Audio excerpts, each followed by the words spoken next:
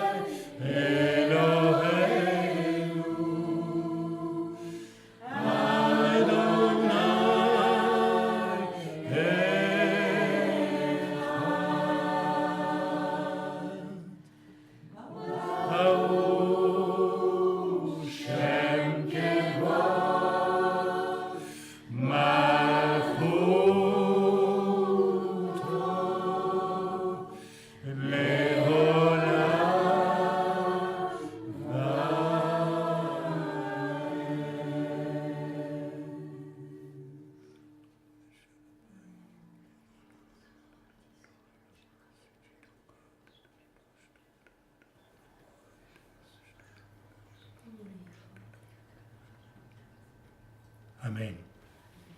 Amen. Shema Israël, Adonai Eloheinu, Adonai Echad. Écoute Israël. Pour écouter, il faut d'abord faire silence. Ce qui manque le plus aujourd'hui, c'est le silence. C'est le silence qui permet d'entendre ce qu'il faut entendre. On vit dans un monde de vacarme absolument assourdissant. Et nous venons de passer une semaine au refuge avec des frères et sœurs que nous aimons beaucoup, beaucoup, beaucoup. Et évidemment, les rencontres que l'on a la première fois, les uns et les autres, se déroulent toujours toutes sur un mode sympathique, mais qui est celui de beaucoup de paroles. Et ce n'est jamais à nos paroles que nous serons connus, mais à nos actes. Le royaume de Dieu ne consiste pas en paroles, j'ai envie de dire inutiles, mais en démonstration de puissance, c'est-à-dire en démonstration de vérité. Puissance, c'est pas seulement les morts qui ressuscitent, les sida guéris, nous avons vu tout cela, nous l'avons vécu, mais le royaume de Dieu, la puissance, c'est aussi la vérité. La vérité est une puissance. Vous savez, je nous écoutais chanter, là, et j'étais touché. Pourquoi ? Parce que si vous écoutiez la louange il y a 2 ans et maintenant, vous auriez une surprise. Pourquoi ? Parce qu'il y a une autre qualité. Il y a quelque chose, il y a une harmonie qui s'est installée.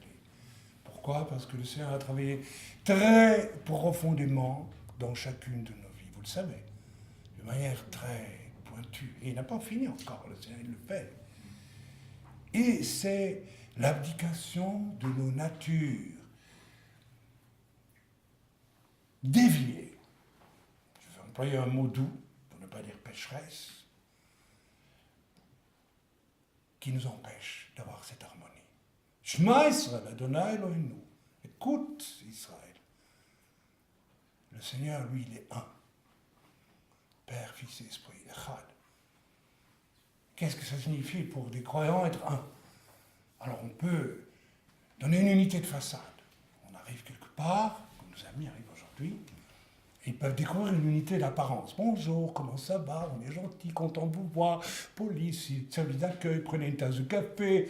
Tout ça, oui, c'est bien, mais ça peut très bien cacher qu'il n'y a pas une véritable unité. La véritable unité, elle se vit ailleurs. Alors vous allez me dire, oui, c'est dans l'amour. Oui, mais dans le mot amour, on met tant de choses. C'est pas dans l'amour, c'est dans l'œuvre que le Seigneur arrive à faire dans nos vies d'une façon authentique, qui amène plus de vérité dans nos cœurs. Pendant qu'on louait le Seigneur, il y a vraiment une pensée de l'Esprit qui m'est venue, où on est à sanctification. Où on est à sanctification. Où en es-tu dans ta sanctification ? Où en es-tu dans ton chemin de sanctification ?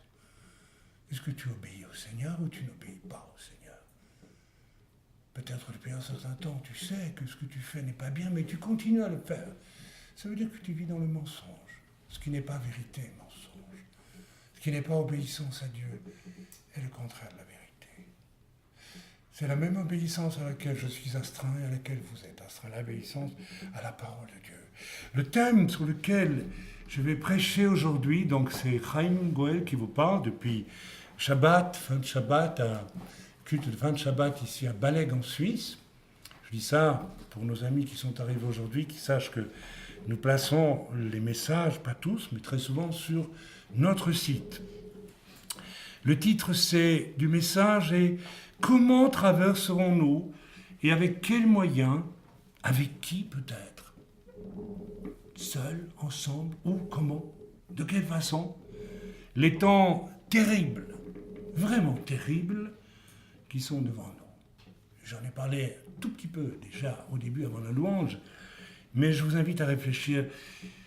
Mes amis, les choses avancent, et celui qui marche dans la vérité entend aussi ce que l'Esprit de Dieu dit. Celui qui marche dans le mensonge n'entend rien. Donc à nous de nous poser la question, si je n'entends rien, peut-être que c'est parce que je ne marche pas dans la vérité. Quand j'étais tout jeune, mes parents, comme beaucoup de gens à l'époque, ont acquis un poste de télévision. Alors c'était la télévision en noir et blanc. Il y avait 5 émissions par jour, je pense, c'est tout. Il n'y avait rien du tout. Il y avait 2 chaînes. Une chaîne allemande parce qu'on était en Allemagne, une chaîne belge parce qu'on était belge. Et c'est à peu près tout. Je crois qu'on avait 2 chaînes, on avait 3, il y avait peut-être l'ORTF, avec lecture pour tous, je me rappelle. Et puis, il y avait un problème, c'est que très rapidement, il y avait des parasites. Vous vous rappelez? Il y avait des grains de riz partout. On voyait les visages un peu comme ça, tordus, déformés. Hein. Et puis, il fallait monter sur le toit, il fallait régler l'antenne, il fallait faire venir un technicien qui chipotait. Et puis... Mais souvent, notre vie chrétienne est un peu, ou juif messianique, qu'importe, est un peu du même type. Est-ce que notre écran est clair et net? Est-ce que nous entendons ce que le Seigneur nous dit? Ou est-ce que nous n'entendons rien? Ou très peu? Ou mal? C'est déformé. Pourquoi est-ce qu'une prophétie peut être bancale? Parce que celui qui la donne n'a pas un écran clair. Peut-être qu'il n'est pas lui-même vraiment en ordre avec Dieu. Vous savez, j'ai prophétisé pas mal. Heureusement, je crois que la plupart du temps, tout ce que j'ai dit est arrivé. Mais il m'est arrivé d'avoir une sensation bizarre quand je prophétisais. Je n'arrive pas à dire vraiment. Et si je regarde rétrospectivement, si je regarde en arrière, j'avais peut-être des difficultés avec l'un ou l'autre. Des persécutions, des choses qui avaient amené en moi de la tristesse, peut-être un peu d'amertume. Ça suffit. L'écran est parasité. Je ne suis plus dans la vérité. Parce que la parole de Dieu nous dit d'aimer en toutes circonstances, même nos ennemis. Ça s'apprend. Ce n'est pas donné du jour au lendemain. Amen. Alors, pour parler de choses que Dieu nous dit, vous savez très bien, et mon épouse et moi, nous le savons mieux que n'importe qui, en l'an 2000, le Seigneur nous a dit de sortir de France. Et le Seigneur m'a dit, quand je te ramènerai en France, ce sera pour visiter des petits groupes isolés afin de les encourager et de les soutenir. C'est en train d'arriver. C'est en train d'arriver. Mais il y a autre chose. Pendant les 2 dernières années, nous avons visité la France, en été, chaque fois, ou quelquefois pendant l'année, et chaque fois, nous avons été saisis, mon épouse et moi. Encore la dernière fois, c'est arrivé même ici à Balègue, à la station essence, où une espèce d'homme sorti de Tsizou, une espèce de farfelu qui a déclaré après qu'il était protestant, il avait fait le catéchisme, s'est rué sur nous pour nous dire, vous savez, Dieu, ça vaut rien du tout. Et il ne savait même pas qu'ils étaient rien. Alors l'occasion en or nous a été donnée de nous taire. Ça, c'était être dans la vérité. C'est m'a dit, tais-toi, attends le moment. Et puis, à un moment donné, je lui ai dit qui j'étais un pasteur. Il était déjà étonné qu'un pasteur allait écouter dire toutes ces bêtises pendant 10 minutes, parce qu'il en a sorti. Hein. Il disait le malin, il disait l'homme qui sait pas, vous savez, le protestant déçu par Dieu. Ouais. Et puis il est reparti extrêmement troublé. Et nous sommes allés en France et nous avons vécu, la dernière fois, ce que nous avons vécu pendant 2 ans, à savoir que les gens viennent à nous, sont venus à nous pendant 2 ans, en France, partout. Ou bien nous étions à une caisse en train d'acheter des choses dans une grande surface, et puis la jeune vendeuse était presque en larmes, mais ça va, la vie, non, j'en peux plus, je suis à bout, voilà, je gagne rien, qu'est-ce que je peux faire? Et puis on lui parlait de Dieu. Et ainsi, nous avons vu les gens avec les larmes aux yeux, dans des magasins, partout, Dieu crée des occasions. On sentait que Dieu amenait les gens vers nous, littéralement, pour que nous puissions leur parler de Dieu. Cet été, nous avons été en France. On y a été tous ensemble, hein. Rien du tout. Silence total.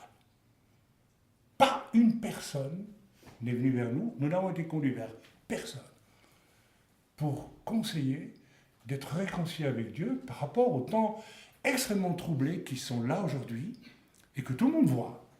Il n'y a pas un Français qui vous dira la France ne va pas dans le gouffre. Quel gouffre, on ne sait pas, mais on va dans un gouffre. Silence total. Rien. J'ai questionné le Seigneur, le Seigneur m'a dit, mais c'est fini. C'est fini. Ça va vous choquer, mais ça ne fait rien. Maintenant, c'est le temps du jugement. Voilà. C'est comme ça. Je ne dis pas qu'il n'y aura pas encore des temps où Dieu va faire grâce, où Dieu va encore faire quelque chose. Je ne sais pas. Je ne le sais pas. Je ne sais pas tout, vous ne savez pas tout non plus. Je sais ce que je sais maintenant. Et je sais que Dieu m'a dit, ce temps de 2 ans où je t'ai utilisé pour aller vers pas mal de personnes en France, et où on sentait la grâce de Dieu, tellement proche, il n'y avait qu'à la saisir. Ce temps est fini. Alors je vais juger. Alors frères et sœurs, j'ai donné le témoignage de ça sur le site. Vous savez, moi je dois obéir à ce que le Seigneur me dit. Je ne suis pas en train de condamner la France. Je ne souhaite une chose, c'est que Dieu fasse encore une œuvre de grâce. Et si Dieu a dit qu'il arrêtait, il arrête. Vous savez, c'est ce qui est très difficile à faire comprendre à beaucoup de croyants aujourd'hui, c'est que Dieu, je vais dire une chose incroyable, n'est pas éternel dans ses desseins à notre égard. Il nous visite, il nous revisite, il nous revisite, et puis si on n'en veut pas, il ne nous visite plus. Ça, c'est quelque chose qu'on ne prêche plus aujourd'hui. Non, la grâce, il suffit d'aller au supermarché de l'église, on met 5 francs, on a de la grâce. Ça, la grâce abondante, surabondante, tout le temps, ce n'est pas vrai, c'est un mensonge. C'est un mensonge. Ce n'est pas un hasard si, le jour où j'ai écrit le livre Bénédiction des Pères, le Seigneur a attiré mon regard sur le fameux Yod He Vav He. Vous savez, c'est le nom de Dieu. Le nom de Dieu. On l'appelle Dieu. C'est pour ça que nous, on met un point, parce que Dieu, ça vient de Deus en latin, ça vient de Théos en grec, et Théos désignait Zeus, Apollon, tout ce qu'on peut imaginer, ce ne sont pas nos dieux. Voilà. Il y a des gens qui m'ont écrit, me disant, pourquoi vous faites ça? Pourquoi vous ne faites pas comme tout le monde? Ben, je dis, mais on fait parce qu'on veut bien montrer que nous, Dieu, il a des adjectifs, Adonai, des choses, voilà, mais il n'a qu'un nom, c'est Yod He Vav He. Et ce nom n'est jamais prononcé, n'est jamais utilisé. Les rabbins ont décidé il y a quelques temps déjà, plusieurs siècles, je pense même, qu'on ne prononcerait plus ce nom parce que c'est le nom sacré de Dieu.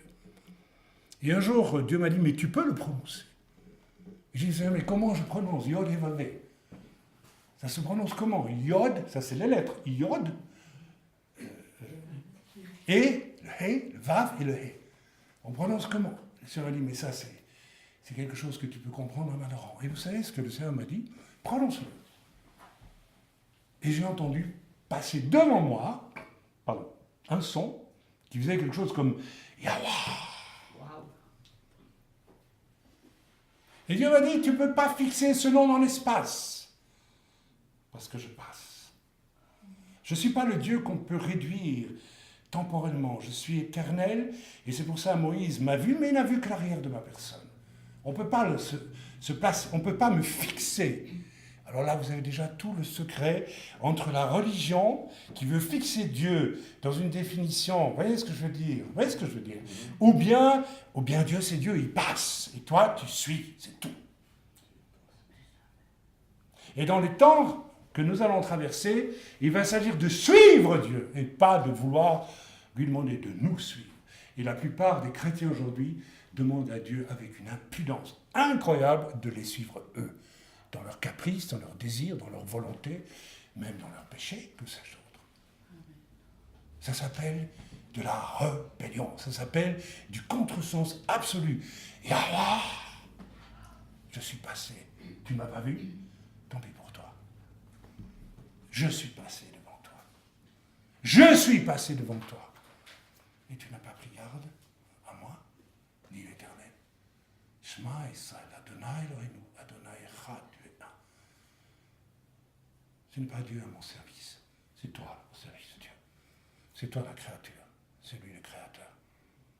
Alors suite à ce message que j'ai donné pour la France, il y a une sœur qui m'a écrit, peut-être que c'est vous, je n'en sais rien, je ne crois pas, mais qui m'a dit, mais est-ce que vous avez des recommandations, vous, un homme, moi, pour nous les chrétiens dans ces temps de la fin en France? J'ai été mal à l'aise. Qu'est-ce que moi je peux te recommander? Moi, un homme? Alors je sais ce que Dieu m'a dit, et je vais lui répondre. Le Seigneur m'a dit à moi des choses que, non pas, il me recommande pour traverser tranquille ces temps difficiles, il ne m'a jamais parlé de cela. Mais il m'a dit, voilà ce que tu devras faire, toi, pendant ces temps difficiles. Et suis-moi, et je te dirai ce que tu vas faire. Le problème, c'est qu'il y a déjà des années que j'ai prié, il y a déjà 20 ans, 25 ans que j'ai prié, parce que quand vous suivez Dieu, il ne tarde pas à vous parler, à vous dire, Non pas comment il va vous protéger. Bien sûr qu'il va vous protéger. Mais il va protéger votre âme, il va protéger votre salut. Que vous mouriez ou non, ça c'est une question qui n'a rien à voir ici. C'est secondaire. Ou alors si vous ne vivez que pour ça, si vous vivez pour la terre, vous ne suivez pas Dieu. Vous suivez le désir approximatif d'en profiter le plus loin possible et le plus tranquillement possible, et mourir quand même. Alors je me sentais mal à l'aise de répondre à cette sœur. Oui, Dieu m'a dit des choses, mais non pas pour savoir comment s'en sortir dans ces temps difficiles. Dieu m'a dit, je vais lui dire, il m'a dit à moi ce que je vais devoir faire. Et une autre réponse m'est venue, je vais lui répondre. C'était très étrange. Quand j'ai entendu ça de la part de Dieu, vous savez ce que Dieu m'a dit pour lui dire? Lisez votre Bible. Parce que toutes les réponses sont là. Dieu nous a tout expliqué à l'avance. Il suffit d'aller lire sa Bible. Lisez votre Bible, car tout s'y trouve, même les réponses à votre question. Encore faut-il lire la Bible et la lire avec foi et du bon point de vue. Si je ne la lis que du point de vue de mes désirs et de ce que j'espère trouver en fréquentant Dieu, je ne vais pas lire ce qu'il faut lire. Je vais tordre le sens des choses. Et nous tordons beaucoup le sens des choses en lisant la Bible. Un jour, dans une assemblée, il y a des années et des années, de vieilles femmes m'ont demandé, mais il y a très très longtemps, dans une église pentecôtiste, « Frère, dites-moi !» Mais elles ne me demandaient pas de donner mon point de vue. J'entendais déjà dans le « dites-moi », « Je suppose que vous serez d'accord avec nous. » Oui. Mais dites-moi, l'enlèvement de l'église, c'est bien avant la tribulation, n'est-ce pas, frère? J'ai répondu, je ne sais pas. Oui, c'est pareil pour un ignorant. Vous savez pourquoi? Parce que Dieu m'a toujours dit, ne t'occupe pas de ça. Ça vous choque, hein? On a écrit des tonnes de livres là-dessus. Il y en a assez avant, il y en a assez pour mieux, il y en a assez après. Moi, je dis, on pourrait pourquoi pas l'imaginer à la fin du millénaire. Mais oui, c'est crédible aussi. Moi, je veux bien défendre ce point de vue-là. Moi, le Seigneur m'a toujours dit, ne t'en occupe pas. Parce que la vraie question, c'était, non pas une question, mais une affirmation, on a la frousse. Et on n'a pas envie d'être là quand ça tournera mal. C'est ça le vrai problème. C'est ça le vrai problème.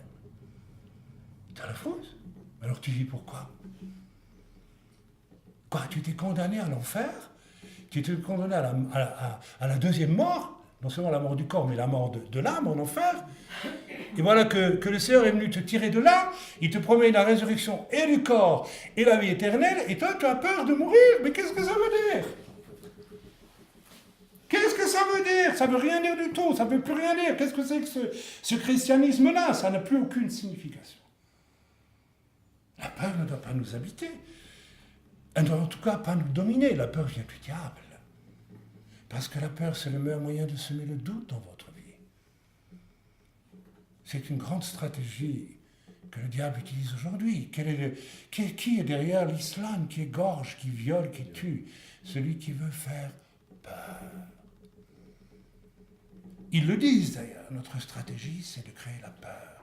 Et maintenant, les Européens, ils ont peur. Pourtant, il n'y a pas encore. On a des armées, on a tout en Europe, et on a peur. Souvent, je me dis, Chaim, t'es gonflé avec ton site, parce que, comment tu fais? Je ne sais pas, mais j'ai pas. Si, je pourrais avoir peur. Mais je dis non, je ne veux pas avoir peur. Je n'aurai pas peur, je ne vais pas céder à cause de la peur. Et je vous assure que si la peur, comme on dit, donne des ailes, dans une certaine bande dessinée, n'est-ce pas, c'est devenu célèbre avec Astérix et les Normands, moi je dis que le refus de la peur donne des ailes encore plus grandes. Les ailes de la paix et les ailes de la foi. Et c'est celle-là qu'il faut prendre.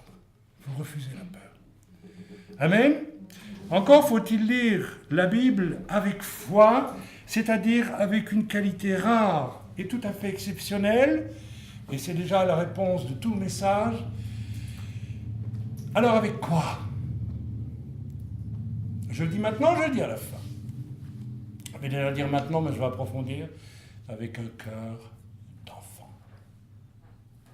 Avec un cœur d'enfant. La meilleure réponse à donner au diable et à ses sbires qui veulent faire peur, c'est d'accepter la parole de Yeshua qui a dit, si vous ne devenez comme des enfants, vous n'entrerez pas dans le royaume des cieux. Devenir comme un enfant, rester paisible en face de n'importe quel débordement et laisser la foi être persévérante et victorieuse. Amen. On va lire le psaume 110. C'est sur ce psaume que je vais fonder mon message. Il sera un peu long, vous me pardonnerez. Mais vous savez, Kraïm, en général, il n'est pas très court. Alors, je m'en voudrais pas. Jusqu'à présent, je ne m'en vante pas, mais quand même, les gens, en général, n'ont pas quitté la salle, malgré tout. Psaume 110, l'Éternel a dit, à mon Seigneur, assieds-toi à ma droite, jusqu'à ce que j'aie mis tes ennemis pour le marchepied de tes pieds. Autrement dit, que j'ai mis tes ennemis sous tes pieds. L'Éternel transmettra de Sion le sceptre de ta force en disant, domine au milieu de tes ennemis. Ton peuple sera un peuple plein de franche volonté, au jour que tu assembleras ton armée en sainte pompe. La rosée de ta jeunesse te sera produite du sein de l'aube du jour. L'Éternel l'a juré et ne s'en repentira point, que tu es sacrificateur éternellement à la façon de Melchisédek. Le Seigneur est à ta droite, il froissera les rois au jour de sa colère. Il exercera jugement sur les nations, il remplira tout de corps morts, il froissera le chef qui domine sur un grand pays. On peut voir ici l'Antéchrist, bien sûr. Il boira du torrent par le chemin, c'est pourquoi il lèvera haut la tête. Ça signifie qu'il marchera sans trêve jusqu'à la fin, la tête haute, parce qu'il saura se rafraîchir lui-même en cours de route. Il est question ici de Yeshua lorsqu'il revient. Amen. On va étudier ce passage. Ici, il est écrit par le roi David, quelque chose de peut paraître mystérieux quand même, mais qui est tout à fait prophétique. Il dit, l'Éternel, Yod-Hé-Vav-Hé, a dit à mon Seigneur, quel est le Seigneur de David? David n'a pas de Seigneur à ce moment-là. Donc il s'agit d'un Seigneur spirituel, il s'agit en fait de ce qu'on appelle parfois, n'est-ce pas, non pas parfois, j'allais dire une théophanie, mais ce n'est pas une théophanie. On voit ici très clairement qu'il y a une annonce prophétique du Messie qui va venir. D'accord? Ce Messie, nous croyons que c'est Yeshua. Nous savons que c'est Yeshua. L'Éternel a dit à mon Seigneur, assieds-toi à ma droite. Donc ici, dans un grand raccourci, David voit que le Messie va venir et qu'il va être élevé à la droite du Tout-Puissant après avoir accompli une mission. Oui, c'est extraordinaire. Jusqu'à ce que j'ai mis tes ennemis pour le marchepied de tes ennemis. Ok, ici, c'est dans un contexte de victoire à la fois, je dirais cosmique, éternelle, parce que la victoire de Yeshua qui revient, elle n'est pas seulement sur un plan terrestre visible, elle est valable aussi dans les lieux célestes, puisqu'il y aura une bataille incroyable entre les esprits mauvais et le Seigneur qui revient et ses armées d'anges et ses élus aussi. Ok, on ne va pas rentrer dans les détails de ces choses. Mais c'est donc une victoire éternelle, inscrite dans le cœur de Dieu, puisque Dieu est maître et Dieu est vérité, donc sa vérité doit triompher. Il n'y a pas de problème. De la même façon que la vérité de Dieu doit triompher dans chacune de nos vies, et tant que tu résistes à Dieu, là où tu sais que tu dois te réformer, tu es un menteur, tu es une menteuse face à Dieu. Surtout si tu le sais. C'est dur ce qu'il dit Chaim? Non, c'est pas dur. Je l'ai vécu quand je me suis converti. Le Seigneur m'a traqué au lance-flamme pendant des mois pour me dire ça. Tu peux pas, mais c'est pas possible. Si, tu dois changer, tu dois faire autrement. C'est ce qui manque le plus aujourd'hui. Les gens ne veulent plus être soumis au lance-flamme de l'Esprit de Dieu là où ils doivent changer. Ils veulent que ça se fasse gentiment, calmement, en douce. Pas trop d'efforts, s'il vous plaît. Seigneur, tu exagères. Yahweh. C'est Dieu qui passe. Et toi, tu ne dois pas discuter. Tu dois te soumettre à lui quand il te parle, quand il te montre là où tu dois changer. Que ce soit à travers des serviteurs, un frère, une sœur, ou pas à travers l'Esprit de Dieu, mais tu te dois de le faire. Amen. Ici, le Seigneur parle d'une victoire éternelle et finale relativement à un retour du Seigneur Yeshua. Il dit qu'il fera donc de ses ennemis le marchepied de tes pieds. L'image est claire, elle est nette. Et c'est aussi, et c'est important de le dire, l'annonce d'un renversement universel concernant la direction de cette terre. C'est-à-dire que tout ce qui dirige la terre aujourd'hui et qui n'est pas soumis à Dieu, c'est-à-dire 99,9%, va être mis de côté. Il y a un passage d'écriture qui nous dit que les grands de la terre seront jugés, les chefs, et mis en prison, pour une durée importante. D'accord ? Donc il y a ici une annonce d'un bouleversement absolument radical et universel de toutes choses. Et face à cela, si on imagine rien que tout ce que nous voyons autour de nous et qui est inique, l'ONU, avec ses décisions complètement farfelues, mais qui ont autorité, qui ont autorité, alors que tout le monde sait ce qui se passe à Gaza, tout le monde connaît ça, je ne donne même pas le détail, c'est pas nécessaire, tout le monde sait aujourd'hui. Il n'y a plus personne qui ignore ce qui se passe vraiment et comment Israël se conduit. Oh, Israël n'est pas parfait, mais que c'est l'armée au monde probablement la plus morale qui soit, et ça je suis bien placé pour le savoir. J'ai 4 fils qui ont fait le service militaire en Israël et je les ai questionnés et j'ai quand même assez de discernement pour voir s'ils nous racontent des histoires, et ils ne m'ont pas raconté d'histoire. C'est l'armée la plus morale au monde, et c'est pas pour rien, puisque c'est le peuple qui a reçu des lois de Dieu et qui a une alliance avec Dieu. Amen. Et vous avez en face le mensonge absolu qui sévère et perdu. Vous imaginez déjà, pour renverser tout ce mensonge qui dirige la terre aujourd'hui, la puissance du choc qui va avoir Dieu. Et nous pouvons nous poser la question, comment allons-nous vivre dans ce bouleversement? Comment allons-nous traverser tout cela? Nous allons peut-être être ruinés, que sais-je moi. Comment cela va-t-il se faire? On peut déjà se poser la question. Et c'est la question de tout le message. Comment traverserons-nous rien que ce bouleversement-là? Comment demain, puisque l'Écriture nous dit que la marque de la bête sera imposée, comment allons-nous traverser ça? Jean-Baptiste qui hoche la tête disant « je ne sais pas trop ». Mais tu devrais savoir. Tu devrais savoir. Comment je vais faire? Je vais préparer des réserves dans ma cave, dans mon grenier. J'ai 5 ans, beaucoup de cornichons. Moi, j'aime les cornichons, ça va, je traverserai bien les 3 ans et demi comme ça. Et puis des spaghettis ou des machins, comme j'ai vu aux États-Unis, etc. Bon, si Dieu te dit de le faire, fais-le. Mais vous croyez que c'est vraiment ça qui va vous aider à traverser tout ça? Qu'est-ce qui va nous aider à traverser tout ça? Je vous donne la réponse. Avec un cœur d'enfant, vous traverserez tout ça. Avec aucun autre moyen que celui-là. Encore faut-il essayer de comprendre ce que veut dire avoir un cœur d'enfant. Alors qu'on pense avoir un cœur d'enfant, on réfléchit à ce que ça veut dire, on pense en enfant, on regarde un enfant, on dit bon ben oui, et après. Mais je vais vous donner un exemple dans l'Écriture, tantôt, d'un homme extraordinaire, d'un homme absolument extraordinaire. Plus grand que Moïse, pour moi. Un patriarche merveilleux, qui était un enfant. Il a suffi que Dieu lui dise un jour, au fond de son Moyen-Orient, un tel, lève-toi, et il s'est levé. Il est parti. Vous voyez de qui je parle?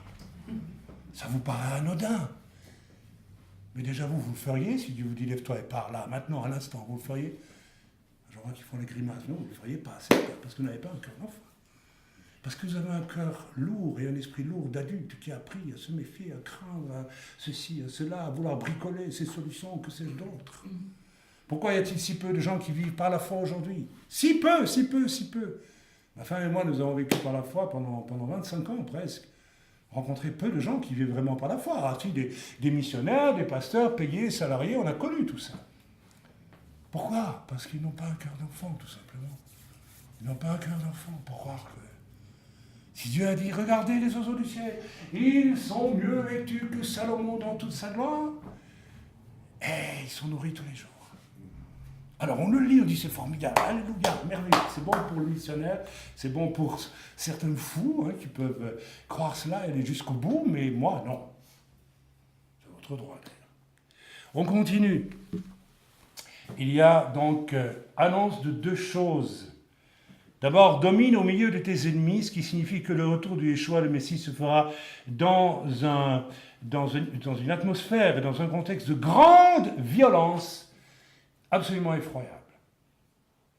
N'oubliez pas que l'Écriture nous précise qu'un tiers de l'humanité, ça fait combien de milliards aujourd'hui? Ça fait 2 milliards. 2 milliards à peu près. 2 milliards? Oui, à peu près. 2 milliards d'individus vont mourir. Vous vous rendez compte? 2 milliards de personnes. Je ne me réjouis pas de ça. Je ne me sens pas excité par ça en l'annonçant. Je suis tétanisé. Et heureusement que je le lis, mais que c'est juste écrit 2 milliards de personnes, mais c'est 2 milliards de femmes, d'enfants, de vieillards, d'innocents, de tout ce que vous voulez, de gens qui vont mourir de faim, du sida, d'Ebola, égorgés, massacrés, oubliés, des chrétiens qu'on abandonne en Irak, et tant d'autres, des gens qu'on verra tuer dans les rues ici ou ailleurs, que sais-je. Un prophète a annoncé qu'il y aurait une famine un jour en Suisse.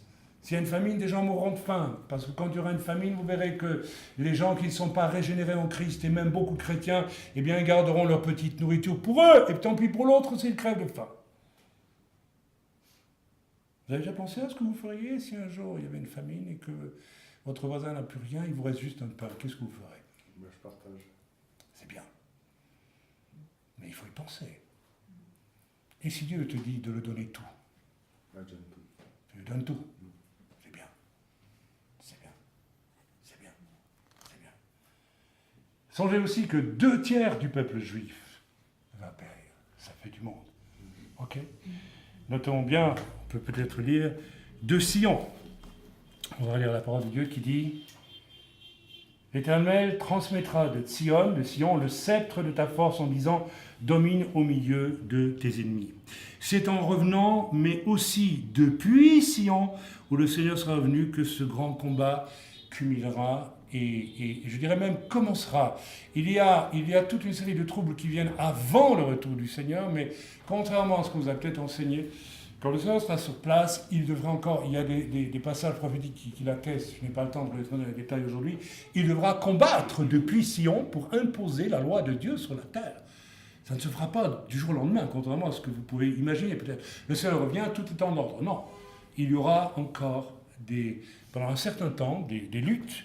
Je pense que l'Écriture doit montrer qu'il s'agit de 40 jours ou de 70 jours où il y aura, ça ne se fera pas comme ça parce que Jésus est revenu, ça y est, tout est arrangé. Non, la lutte sera tellement violente, tellement puissante. Imaginez rien qu'au Moyen-Orient, les armées du monde entier réunies en Israël, et puis ça va combattre dans tous les sens. C'est incroyable. Si on essaie de faire un scénario de tout ce conflit, surtout après que l'Antéchrist sera proclamé Dieu sur le temple reconstruit à Jérusalem, et que les Juifs, alors ouvrant les yeux, le refusent, il va commencer à persécuter, enfin bref. Et puis nous avons tout ce qui s'ensuit, Gog et Magog, ça c'est avant, Armageddon, ça c'est après, etc. Imaginez. Et puis c'est pas tout. Quand j'ai reçu que l'Allemagne serait détruite par le feu nucléaire, je l'ai mis sur le site, il y a tant d'années. Vous croyez que ça m'a amusé de dire une chose pareille? J'aime l'Allemagne, je suis né en Allemagne. Je ne suis pas allemand, mais je suis né en Allemagne. On aime toujours le peuple, le pays où on est né, c'est normal. J'aime beaucoup les Allemands. Pourtant, ils ont tué des gens dans ma famille, mais c'est comme ça. J'y vois une grâce de Dieu de naître dans un pays où les gens qui sont là, normalement, devraient être des gens que je hais, mais je ne les hais pas, je les aime, et je les aime profondément. Et vous le savez. Et pourtant, le Seigneur m'a montré un jour, devant une dizaine de pasteurs allemands, dans une réunion à Thüringen, en Suisse alémanique: Allemagne, plus que tes actes, ce sont tes paroles qui sont restées devant ma face. Ce n'étaient pas les paroles d'un homme, mais d'un prince des ténèbres, les paroles de Hitler. Et parce que tu ne t'es pas repenti de ces choses, je te détruirai par le feu. Et le reste de ce peuple, et vous les pasteurs, dit le Seigneur, lorsque ces choses arriveront, je vous transformerai en torche de feu de mon esprit. Et le reste de ce peuple qui sera sauvé, regardant à vous, sera sauvé. Ça veut dire que tout ce qui est impie va être détruit en Allemagne. On peut imaginer la même chose pour toutes les nations.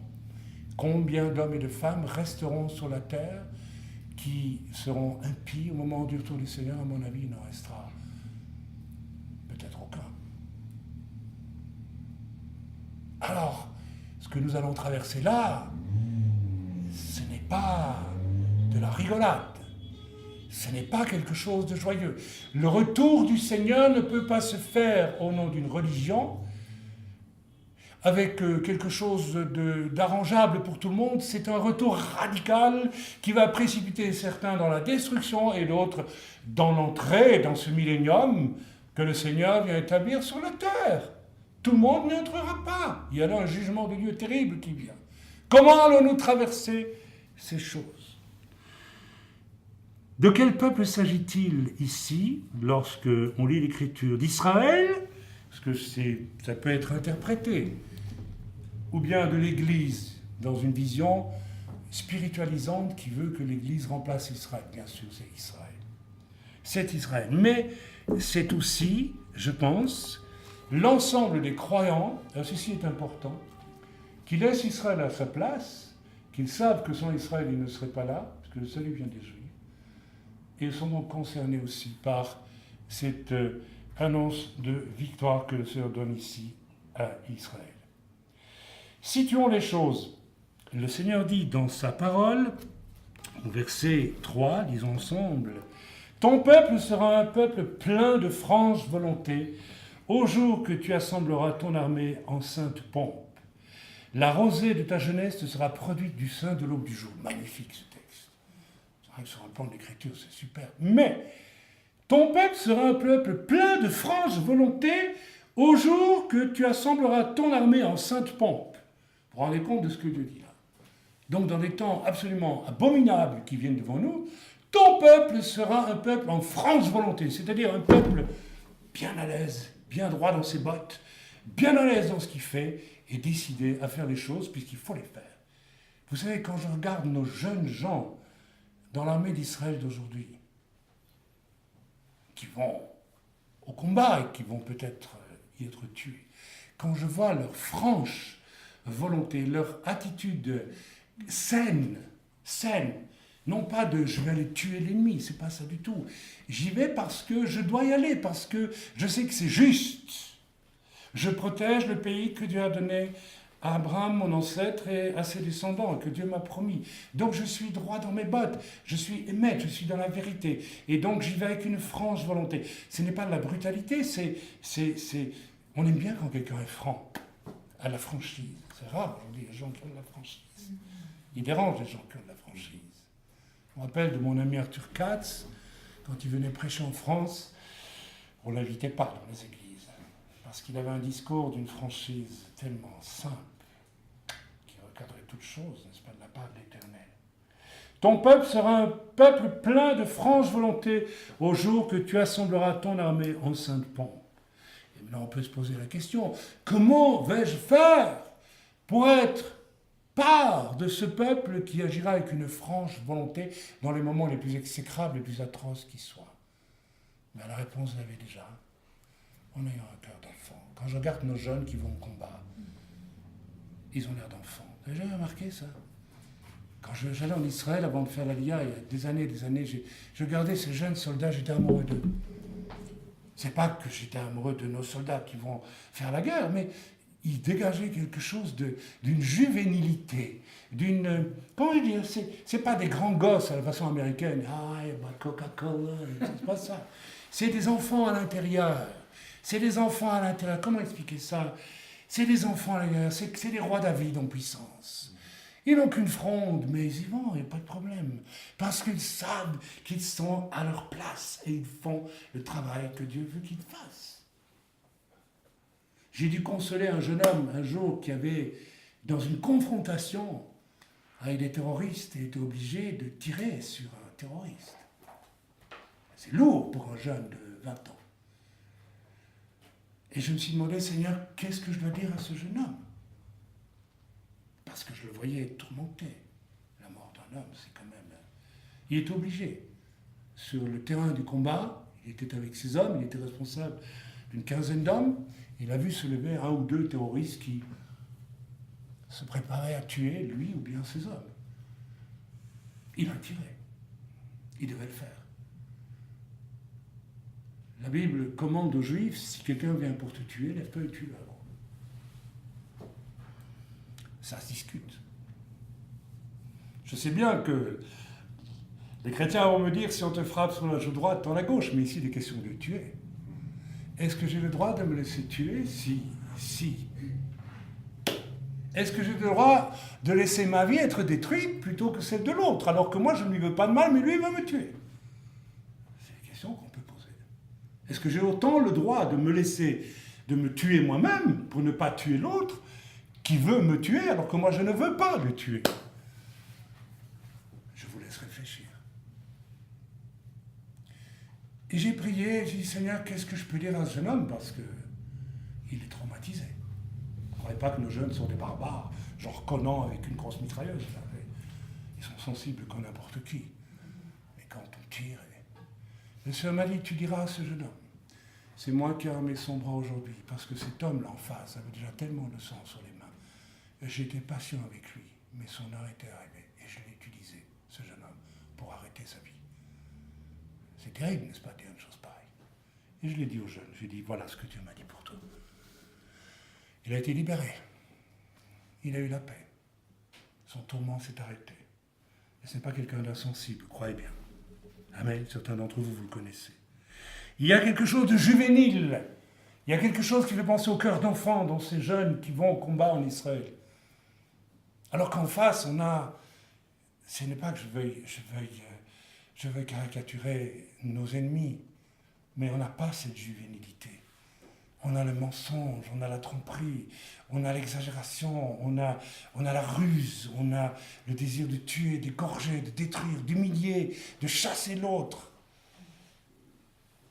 On peut discuter la politique israélienne par rapport n'est-ce pas, au Hamas, à l'autorité palestinienne. J'étais contre les accords d'Oslo, c'est une erreur.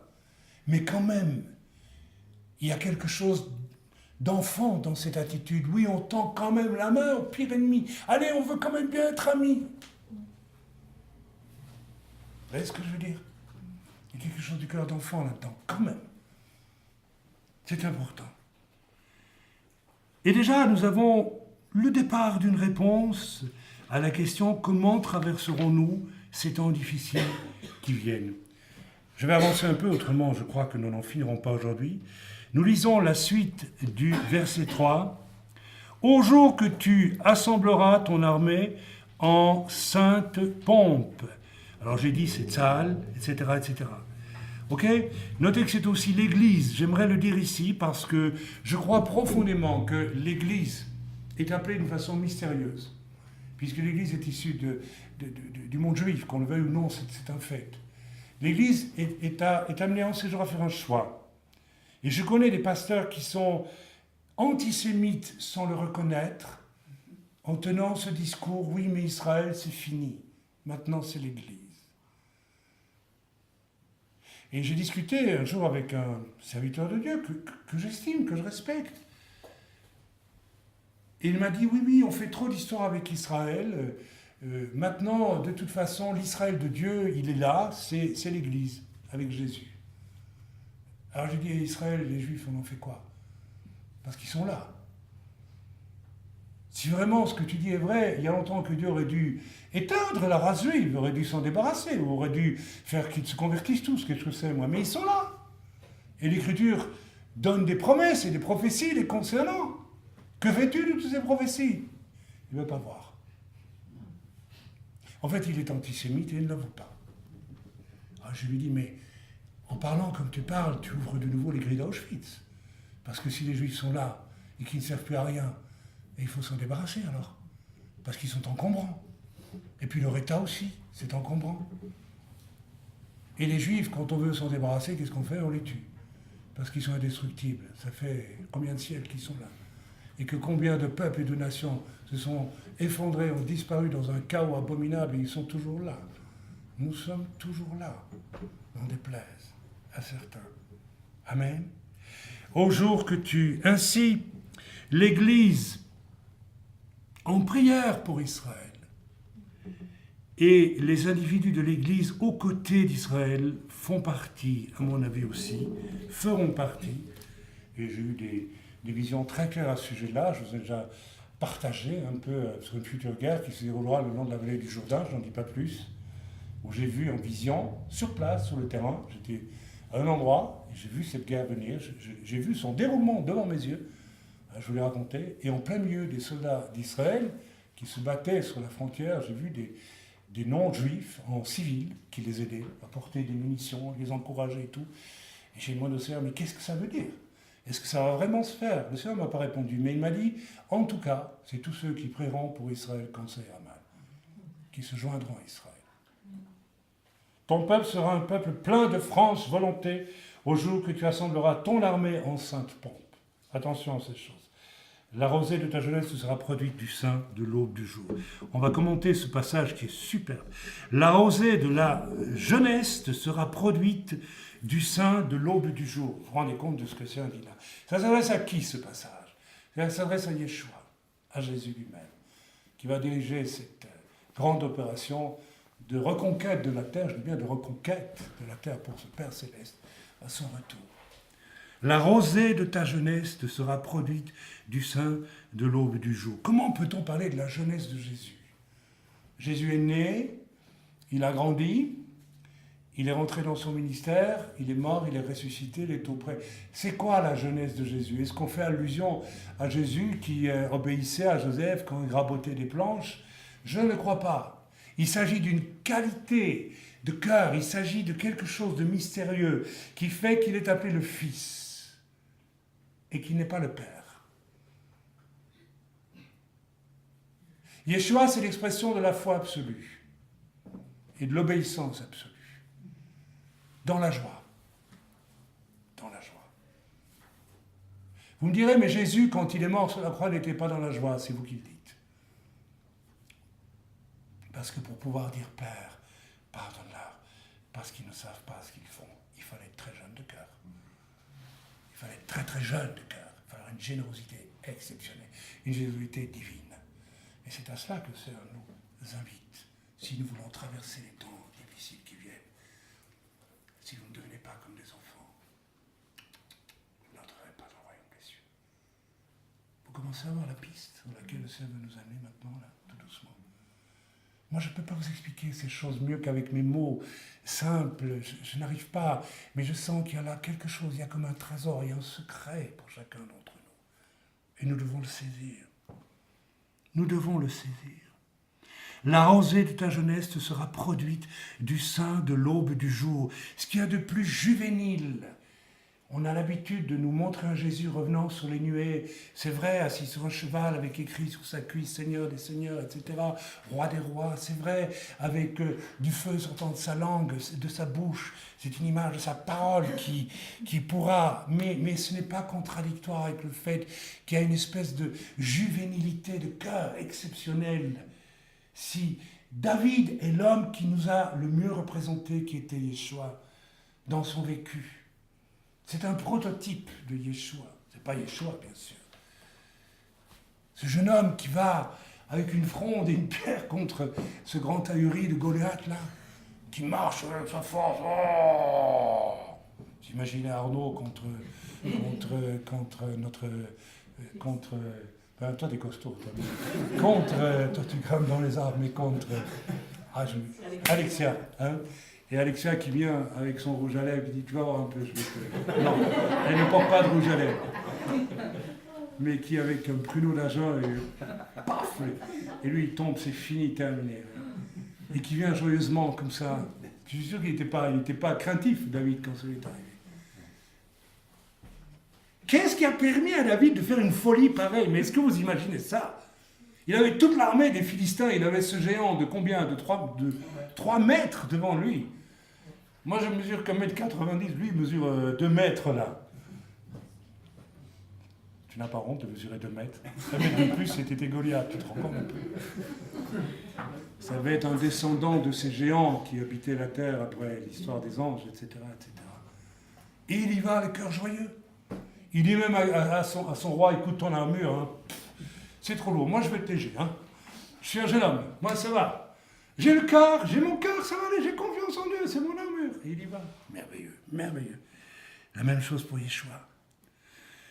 La rosée de sa jeunesse, c'est-à-dire la part la plus authentiquement juvénile de son caractère.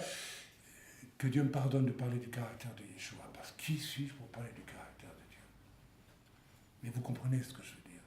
La partie la plus audacieusement juvénile. Et nous avons encore là le départ d'une réponse à la question comment tiendrons-nous en ces temps horribles qui sont face à nous. C'est embêtant, je vous répète toujours la même chose parce que je vous ai déjà donné la réponse. J'essaye de vous la communiquer. On continue.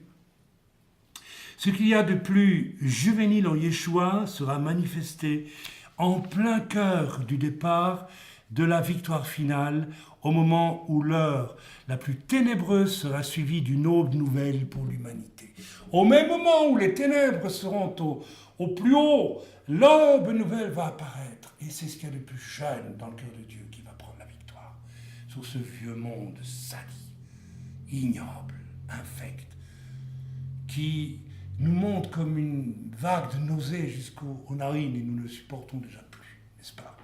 Tellement on en a marre de ce monde qui tous les jours nous parle de mensonges, d'horreur, et ce n'est que le commencement.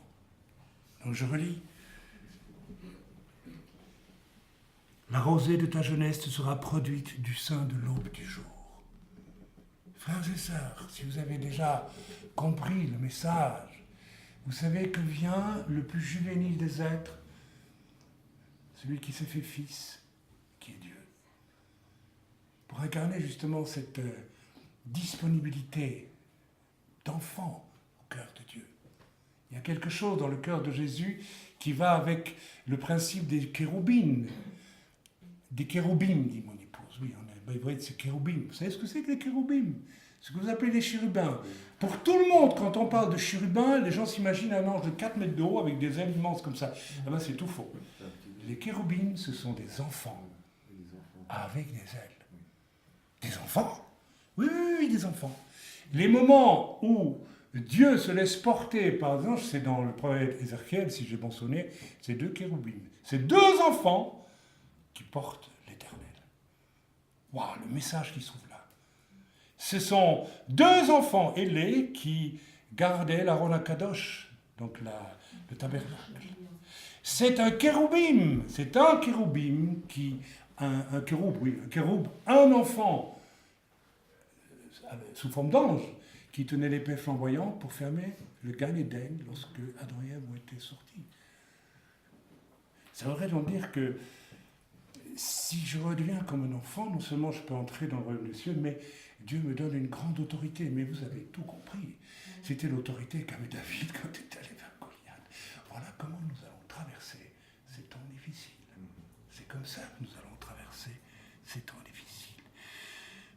Jour 1 du règne de Yeshua rendu visible sur terre et annonce prophétique du caractère de ce règne qui sera absolu. D'abord et avant tout pour la manifestation de quelque chose de mystérieux qui nous échappe bien souvent et dont nous avons pourtant la révélation sous forme d'un commandement. Yeshua a dit, si vous ne devenez pas comme les enfants, vous n'entrerez pas dans le royaume des cieux. Amen. Et ce qui vient avec Yeshua à Sion, lorsqu'il revient, c'est déjà le royaume des cieux. Qu'est-ce que vous croyez que le Seigneur vient établir sur la terre? Les lois du royaume de son Père pour notre terre, telles qu'elles étaient d'ailleurs avant, n'est-ce pas, la chute. Amen. Nous avons ça dans Matthieu 18, verset 3, et nous connaissons par cœur ce verset. Nous allons plutôt lire dans Jean, chapitre 1er, verset 12. Il est écrit là quelque chose de remarquable. Absolument remarquable, il est écrit en Jean 1, verset 12. Je vais vous le lire et vous allez lire avec moi. C'est bien, j'entends les pages qui tournent. J'aime quand les messianiques ou les chrétiens viennent tous avec leur Bible. Amen. Jean 1, verset 12, il est écrit « Mais à tous ceux qui l'ont reçu, il leur a donné le droit d'être faits enfants de Dieu, savoir à ceux qui croient en son nom. » Donc le désir, si vous recevez Yeshua, vous avez le droit de devenir enfant de Dieu. C'est dans le sens, si vous ne devenez pas comme des enfants, vous n'entrerez pas dans le royaume des cieux. Ici, enfant de Dieu, ça veut dire quoi? Pour beaucoup de chrétiens, enfant de Dieu, c'est enfant de Dieu. C'est comme je suis enfant de Joséphine et de Roger, ou bien etc. Non, enfant de Dieu. Vous voyez, ça a une toute autre dimension. Mais vous avez reçu le droit de devenir enfant de Dieu. Encore faut-il utiliser ce droit. Encore faut-il l'accepter. Encore faut-il le faire, faut-il encore le vivre. Amen. Voilà. Je crois que ce commandement est en tout cas pour ce temps qui vient, où nous devons vivre avec Yeshua sur la terre, et c'est aussi un commandement que nous devons vivre sur la terre avec Yeshua lors de son retour. Frères et sœurs, avez-vous déjà imaginé comment vous allez vivre au retour du Seigneur? Je lisais dans une revue chrétienne hier, n'est-ce pas, un questionnement sur le comment allons-nous vivre au ciel. Moi, j'ai jamais tant envie de ma vie. Parce que les chrétiens se posent des questions, comment ça va être sur le ciel? Alors ils partent évidemment de ce qu'ils vivent sur la terre. Alors ils disent, on va s'ennuyer, parce qu'ils ne savent rien de ce qui se passe au ciel. Mais moi, quand je considère les quelques petites choses extraordinaires que j'ai vécues avec Dieu en marchant comme un enfant, avec un cœur d'enfant, je me dis que vraiment au ciel, je ne vais pas m'ennuyer du tout. Parce que j'ai déjà une idée, c'est extraordinaire. Mais je vous pose la question, avez-vous déjà réfléchi à la manière dont vous allez vivre sur la terre après le retour du Seigneur? Vous croyez que vous allez encore pouvoir vivre avec vos bricoles, vos résistances et vos tentations du monde et votre entêtement à ne pas vouloir changer, toutes ces choses, votre incrédulité, vos craintes, vos peurs et toutes ces... Non, c'est plus possible. C'est plus possible parce que vous allez passer par un entonnoir absolument hallucinant, effrayant au possible, si vous n'êtes pas décidé à devenir des enfants de Dieu, ce que vous pouvez devenir. Il suffit de l'accepter. Et on va voir dans quelques instants comment on le devient. En fait, on ne le devient pas, on l'est en réalité. On l'est en réalité. Celui qui a vraiment connu le Seigneur, il ne peut pas être autre chose qu'un enfant de Dieu. C'est votre vieille nature qui vous empêche et vous interdit d'accepter d'être des enfants de Dieu. Votre vaine façon d'être, votre orgueil, votre rébellion, et c'est souvent l'orgueil en fait qui est à la base de tout. L'orgueil, la fierté. Vous savez, l'orgueil commande tant de choses. L'incrédulité, c'est de l'orgueil. La rébellion, c'est de l'orgueil. Le superactivisme, c'est de l'orgueil. Tant de choses sont actives. Je veux faire. L'indépendance, on en a parlé tantôt, c'est de l'orgueil. Il faut avoir le courage de le dire. Shema Israël Adonai Echad, Adonai Eloheinu Adonai Echad. Dieu est un. Il n'y a pas de place pour l'indépendance dans le cœur de Dieu. Il y a une interdépendance magnifique dont j'ai parlé dans le cercle du feu, dans mon livre Bénédiction des Pères, une notion qui se trouve dans la Bible, hein. Vous l'avez vu. Ce n'est pas une invention de Raïm. Ce que j'ai vu là en priant, avant la création du monde, le cercle du feu. Interdépendance. Il n'y a pas d'orgueil dans le cœur de Dieu. Il n'y a pas d'orgueil. Il n'y a pas de place pour l'orgueil. Il n'y a pas de place pour l'orgueil.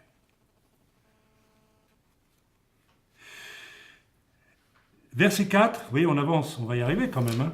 On retourne au psaume 10, au psaume 110 plutôt. Où est-ce que je suis, moi? Oui, voilà, au verset 4.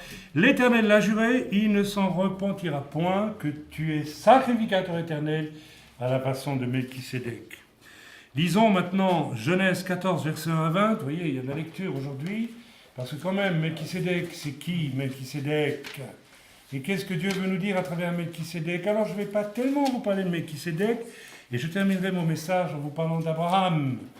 Voilà, si vous voulez connaître un homme qui avait un cœur d'enfant, encore il y a David, mais encore mieux que ça, à mon avis, peut-être pas mieux, mais en tout cas, il y a quelqu'un d'extraordinaire, c'est Abraham. Alors on va lire dans Genèse 14, et je vous dirais que déjà rien que l'histoire d'Abraham rencontrant, n'est-ce pas, ce sacrificateur selon l'ordre de Melchisédek, c'est quelque chose d'exceptionnel. Souvent les chrétiens m'ont demandé, quand je rencontrais les chrétiens, je me rappelle d'une sœur qui venait ici il y a plusieurs années, qui disait, mais avec un ton un peu plaintif comme ça, et avec une nuance de reproche, mais toi, Chaim, tu as toujours des miracles et des visions et des choses comme ça, moi je ne dis rien du tout. Mais vous savez, cette sœur, quand vous la regardiez, votre vie est vieille. Elle avait l'air d'avoir 150 ans de plus que son âge. Vous voyez ce que je veux dire? Vieux, d'avoir trafiqué des tas de trucs dans sa tête, d'avoir réfléchi à ceci, à cela, comment est-ce que je ferais bien pour être une super chrétienne. Un jour, j'ai dit, vous savez, quand on m'a demandé, mes frères, vous, l'appel au ministère, ben écoutez, moi, je m'en doutais pas du tout. Et je lui dis, je m'en fiche complètement, je m'en suis toujours fichu, ma femme est témoin. Depuis le premier jour où on m'a appelé au ministère jusqu'à aujourd'hui, je m'en contrefiche. Ce n'est pas mon but. Quand on me demande, mais vous êtes, comment vous savez que vous êtes ceci, vous êtes ça? Je ne sais rien du tout. Je sais qu'avec mon cœur d'enfant, j'avance, et puis l'Église, le Seigneur dit, voilà, tu es ça, tu es ça, tu es ça. Ah bon, d'accord, on continue, très bien. Mais c'est tout. Alors quand vous voyez cette course qu'il y a au ministère aujourd'hui, où tout le monde se veut ça, ou ça, ou ça, ou ça, ou ça, vous avez nombreux apôtres aujourd'hui, mais beaucoup de faux, hein, je peux vous dire. Le véritable apôtre ne s'en préoccupe pas. Le véritable prophète prophétise. Il ne se préoccupe pas de savoir s'il est un prophète ou pas, il prophétise. Quand j'ai commencé à évangéliser, je ne me rendais pas compte que j'étais un évangéliste, je vous assure. Demandez à ma femme.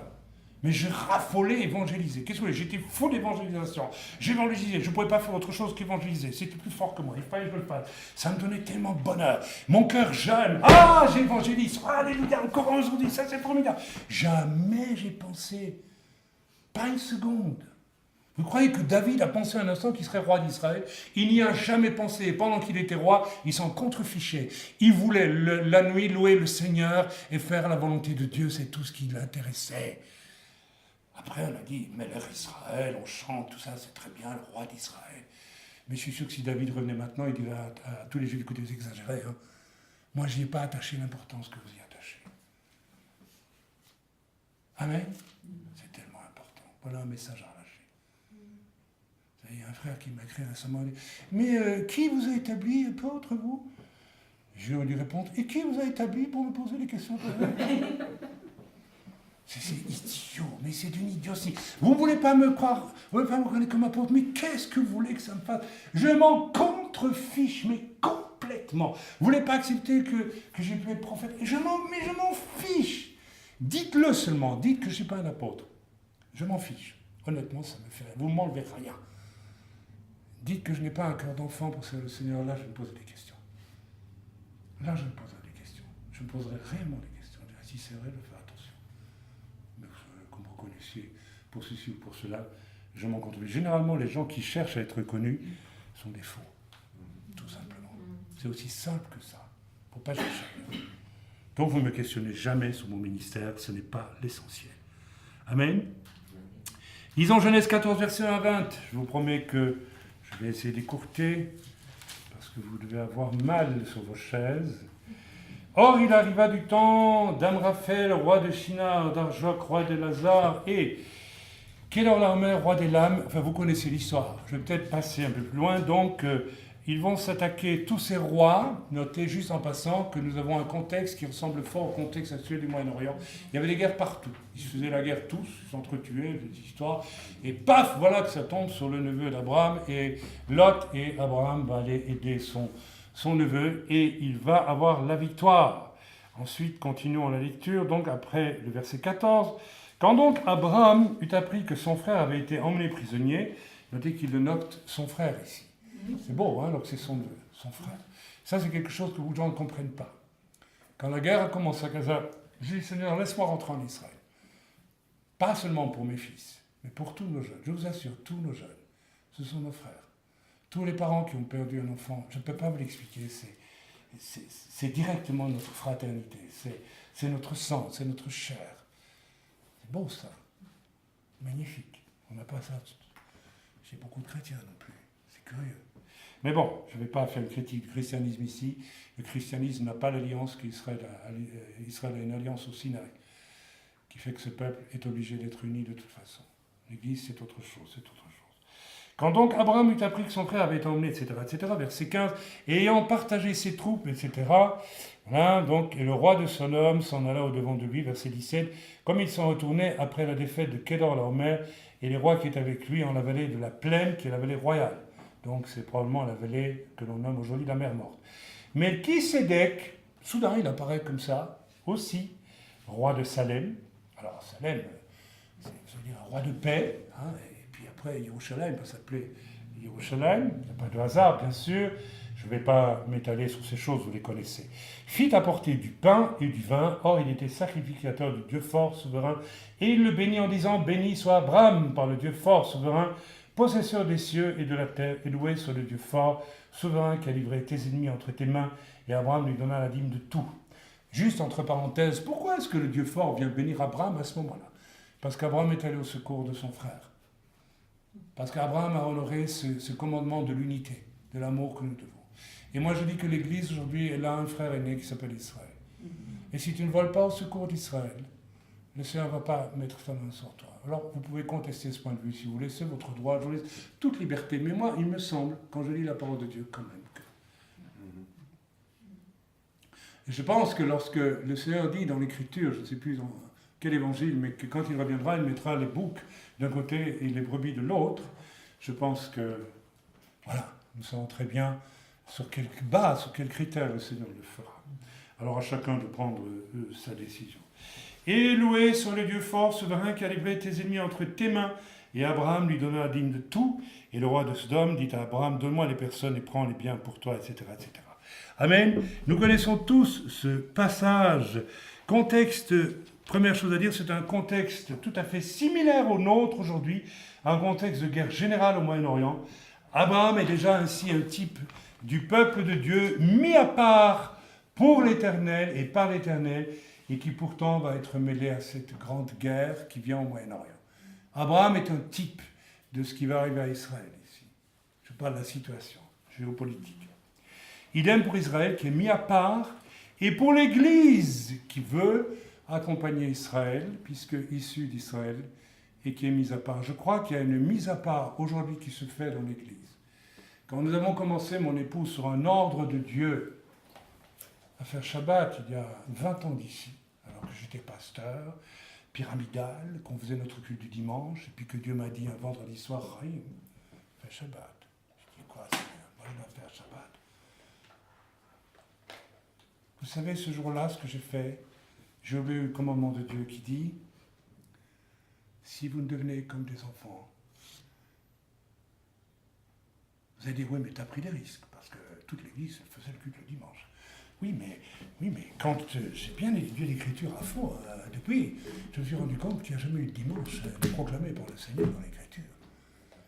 Alors, Raimi obéit comme un enfant, il dit, ah, mais c'est chouette quand Dieu me parle. Moi, j'aime bien. Vous n'aimez pas quand Dieu vous parle? C'est chouette quand Dieu nous parle quand même. Oh, on m'a parlé. Mon Père m'a parlé, mais c'est merveilleux. Comment je vais faire? Je suis d'origine juive, mais je n'ai pas été élevé dans le judaïsme du tout. Je suis né dans une famille d'origine juive, en tout cas du côté de ma mère, largement convertie au catholicisme, avec un grand-oncle qui était chanoine, vous voyez, tout ça. Et puis évangélique. Mon Dieu. Passons. Et puis Dieu dit, fais Shabbat. Comment on obéit à ça? Et comment on fait? Eh bien, on le fait avec ce qu'on peut. Et comme l'Esprit de Dieu nous montre, on le fait comme un enfant. Voilà comment vous allez traverser les temps difficiles. Dieu vous dira, fais ceci, fais cela, et vous le ferez. Parce que si vous ne le faites pas, Yahweh est passé. Et vous avez raté le train. Mes amis, c'est le train de Dieu qu'il faut prendre au bon moment. Ce n'est pas le train de votre pasteur, ce n'est pas le train de votre église, ce n'est pas le train de ceci, cela. Vous devez tous avoir une conscience de quand Yahweh passe dans votre vie. Alors ne commencez pas à jouer à Yahweh. S'il n'est pas passé, il n'est pas passé non plus. Ne commencez pas à faire comme certains hurluberlus qu'on a vus il y a quelques années, qui allaient sonner du chauffard sur toutes les montagnes. Parce qu'un gars a fait ça, parce que Dieu lui avait dit de le faire, alors tout le monde a voulu le faire, jusqu'au ridicule. Ne faites pas du carnaval avec les choses saintes de Dieu. Ce n'est pas tous les jours que Dieu passe pour nous dire « fais ceci ». Et s'il ne nous dit rien, ne faisons rien. Contentons-nous d'être ce que Dieu nous demande d'être. Ça, c'est très important aussi. Amen. Où en suis-je dans mon message? J'arrive à la fin, je vous rassure. Voilà, je l'ai dit, donc, idem pour Israël, mis à part, je l'ai dit tout cela. Abraham va faire une rencontre spéciale, nous l'avons lu au verset 18 à 21, Melchisédek, et lui donnera la dîme de tout ce qui est la reconnaissance d'une autorité, alors qu'Abraham vient de vaincre. C'est quand même troublant. Abraham, homme, vient de vaincre pas mal de rois qui font des histoires là-bas au Moyen-Orient. Hein, il a la victoire, il ramène même tout le bien de son neveu Lot, et même Lot, si j'ai bien lu. Et voilà que quelqu'un se présente à lui avec du pain, du vin, et lui dit voilà, et puis Abraham lui donne la dîme de tout. Ok? Donc c'est extraordinaire là aussi. Est-ce que vous imaginez la situation? On n'est pas ici au moment de l'Apocalypse, la Bible n'est pas écrite. Enfin, c'est Moïse qui va écrire la Torah. Rien n'est écrit. Abraham, c'est qui? C'est un monsieur qui se balade dans le désert du Moyen-Orient avec ses chameaux, ses chèvres, et puis, je sais pas moi, des concubines, des femmes, voilà. Voilà, il va comme ça. Il n'y a rien d'écrit. Et puis un homme se présente à lui avec du pain et du vin et lui dit, bien, tiens, prends, et puis, etc., etc. Et en plus, il donne la dîme de tout. Abraham était un homme avec un cœur d'enfant absolument extraordinaire. Parce qu'Abraham, sans peut-être même le réaliser, sans peut-être comprendre toute l'implication, réalise qu'il y a là quelque chose de central pour toute l'histoire de l'humanité. Puisqu'un homme, bien des années après, va briser du pain et va dire, mangez-en tous, ceci est mon pain, et va offrir une coupe à ses disciples, et va dire, buvez-en tous, ceci est mon sang. Extraordinaire. Quel cœur d'enfant il a fallu à Abraham pour discerner là quelque chose qui venait de Dieu. Celui qui a un cœur d'enfant discerne toujours ce qui vient de Dieu. Quelqu'un, un jour, qui était anti-pentecôtiste, contre les dons de l'Esprit de Dieu. Ouais, mais il y a ça, il y a ça, il y a ça. Il dit, tu sais le meilleur moyen de discerner ce qui ne vient pas de l'Esprit de Dieu. Un homme qui dit, moi je cherche, tu cherches. C'est d'être rempli du Saint-Esprit de Dieu. Alors tu sauras toujours ce qui vient de Dieu et ce qui ne vient pas de Dieu. Et ça, je peux vous garantir que c'est vrai. Celui qui a un cœur d'enfant, qui est vraiment rempli du Saint-Esprit, on ne le trompe jamais. Il y a quelque temps, j'étais en présence d'un homme bien habillé, bien vêtu, proprement rasé, bel homme, bien fait, tout ça, etc. Et puis, voilà, on l'a présenté comme un apôtre. J'ai eu un malaise immédiat. Pourtant, jeune homme présentant bien, fils de bonne famille. Vous voyez ce que je veux dire? Beau fils idéal, vous voyez le genre, quoi. Mais il y avait un malaise. L'esprit en moi disait non. Ce n'est pas un apôtre, c'est un charlatan. Et récemment, après avoir vu cet homme, d'ailleurs, entre nous, c'est pas passé. On a discuté, mais de son côté, ça passait pas, et du mien non plus. Et je voyais bien qu'il y avait quelque chose en lui qui avait peur. Et alors il est parti. Pourtant, on devait se rencontrer, parce qu'il voulait faire une alliance avec nous. Je suis d'accord, faire une alliance. Mais c'est quoi faire des alliances en chrétien? C'est quoi ces trucs? Faire une alliance, on va faire une alliance. On n'a pas à faire d'alliance tous les deux. On fait une alliance tous deux. Vous savez que c'est païen, ça. C'est quoi faire une alliance? On est sauvés en Jésus-Christ, c'est tout. On n'a pas d'alliance à faire entre nous. Faire une alliance avec Alain, je ne sais pas moi. Peut-être que je vais gagner, Alain va y perdre, j'en sais rien moi. Mais ça veut dire quoi faire une alliance? Il y a toutes sortes de choses qui se passent maintenant. Voilà, frère, on m'a déjà contacté plusieurs fois. Frère, on veut une alliance avec vous parce que vous êtes ministère en Israël. Ah bon? Qu'est-ce que vous aurez de plus? Derrière ça, il y a... Je vais pouvoir aligner votre nom, ça fait toujours bien. Hein. Pour une fois, je suis bien vu, c'est bien. C'est déjà pas mal. Ça prouve au moins qu'il y a des gens qui ne mésestiment pas trop. Mais ça ne m'intéresse pas du tout. Comme les groupes, vous savez, de toutes sortes qui vous contactent. Frère, oui, on vous veut comme apôtre. En fait, ils me veulent juste comme un parapluie pour faire tout ce qu'ils veulent en dessous. C'est pour ça que j'ai écrit un petit article sur le site. Un parapluie, c'est pratique, mais ça empêche de voir le ciel. Oui. Alors, il y a beaucoup de ministères parapluies qui vous empêchent de voir le ciel. Fermez vos parapluies, cherchez la face de Dieu, ce sera beaucoup mieux. Amen. Et si Dieu vous envoie un véritable apôtre, ce ne sera jamais un parapluie, ce sera un mec qui travaille dans la boue des fondements, et c'est dur de travailler dans la boue des fondements. C'est pas quelqu'un qui vient avec un beau parapluie et dit, vous avez vu, c'est moi l'apôtre. C'est un apôtre, on va te voir à l'œuvre. Et en plus, tu vas faire le sale boulot, mais en plus, s'il vous plaît, avec des signes, et des prodiges, et des miracles. Et tu devras prouver aussi que tu as vu le Seigneur, parce que selon ma conviction, selon ce que j'ai dit dans l'Écriture, un véritable apôtre a toujours reçu un mandat direct du Seigneur. Les vrais apôtres que j'ai rencontrés étaient des gens qui avaient vu Jésus. Et je vois que dans l'Écriture, tous les apôtres, y compris Paul, a vu le Seigneur. On en fait une doctrine ou pas? Pour moi, ce n'est pas inacceptable. D'accord? Bien, je passe et je termine. Ah, Abraham aurait pu s'enorgueillir, il ne l'a pas fait. Il n'aurait pas pu le faire, car son cœur d'enfant ne lui permettait pas, et c'est son cœur d'enfant qui a pu se rendre compte que ce personnage qui était devant lui, Melchisédek, sacrificateur, et on n'en sait rien de lui, roi de Salem, on ne sait même pas où c'était exactement, Jérusalem, par là, on ne sait pas. Qu'est-ce qui a fait qu'Abraham a discerné que ce roi-là avait quelque chose de spécial? Que ce roi-là, alors qu'il venait d'en vaincre plusieurs dans la chair, d'une façon redoutable, des gens mauvais, etc. Un autre roi apparaît, et puis il lui donne la dîme de tout à coup, comme ça. Uniquement parce qu'il lui présente une coupe de vin et du pain. Une matzah, certainement, sans le vin, déjà à ce moment-là, puisque c'est ainsi que les Juifs faisaient leur...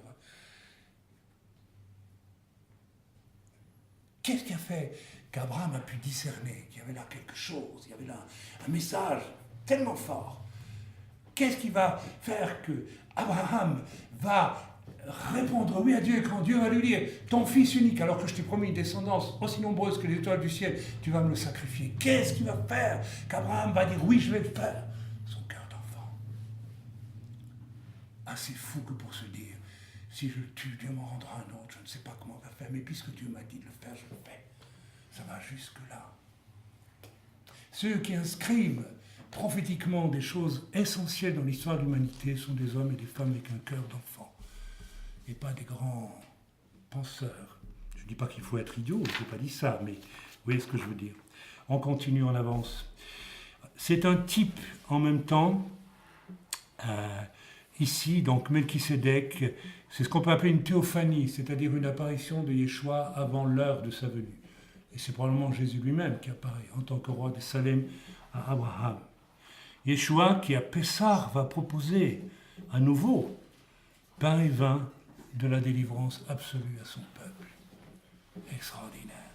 Vous savez, j'aurais aimé être là quand les disciples juifs, vous imaginez Pierre et les autres, qui n'étaient pas des...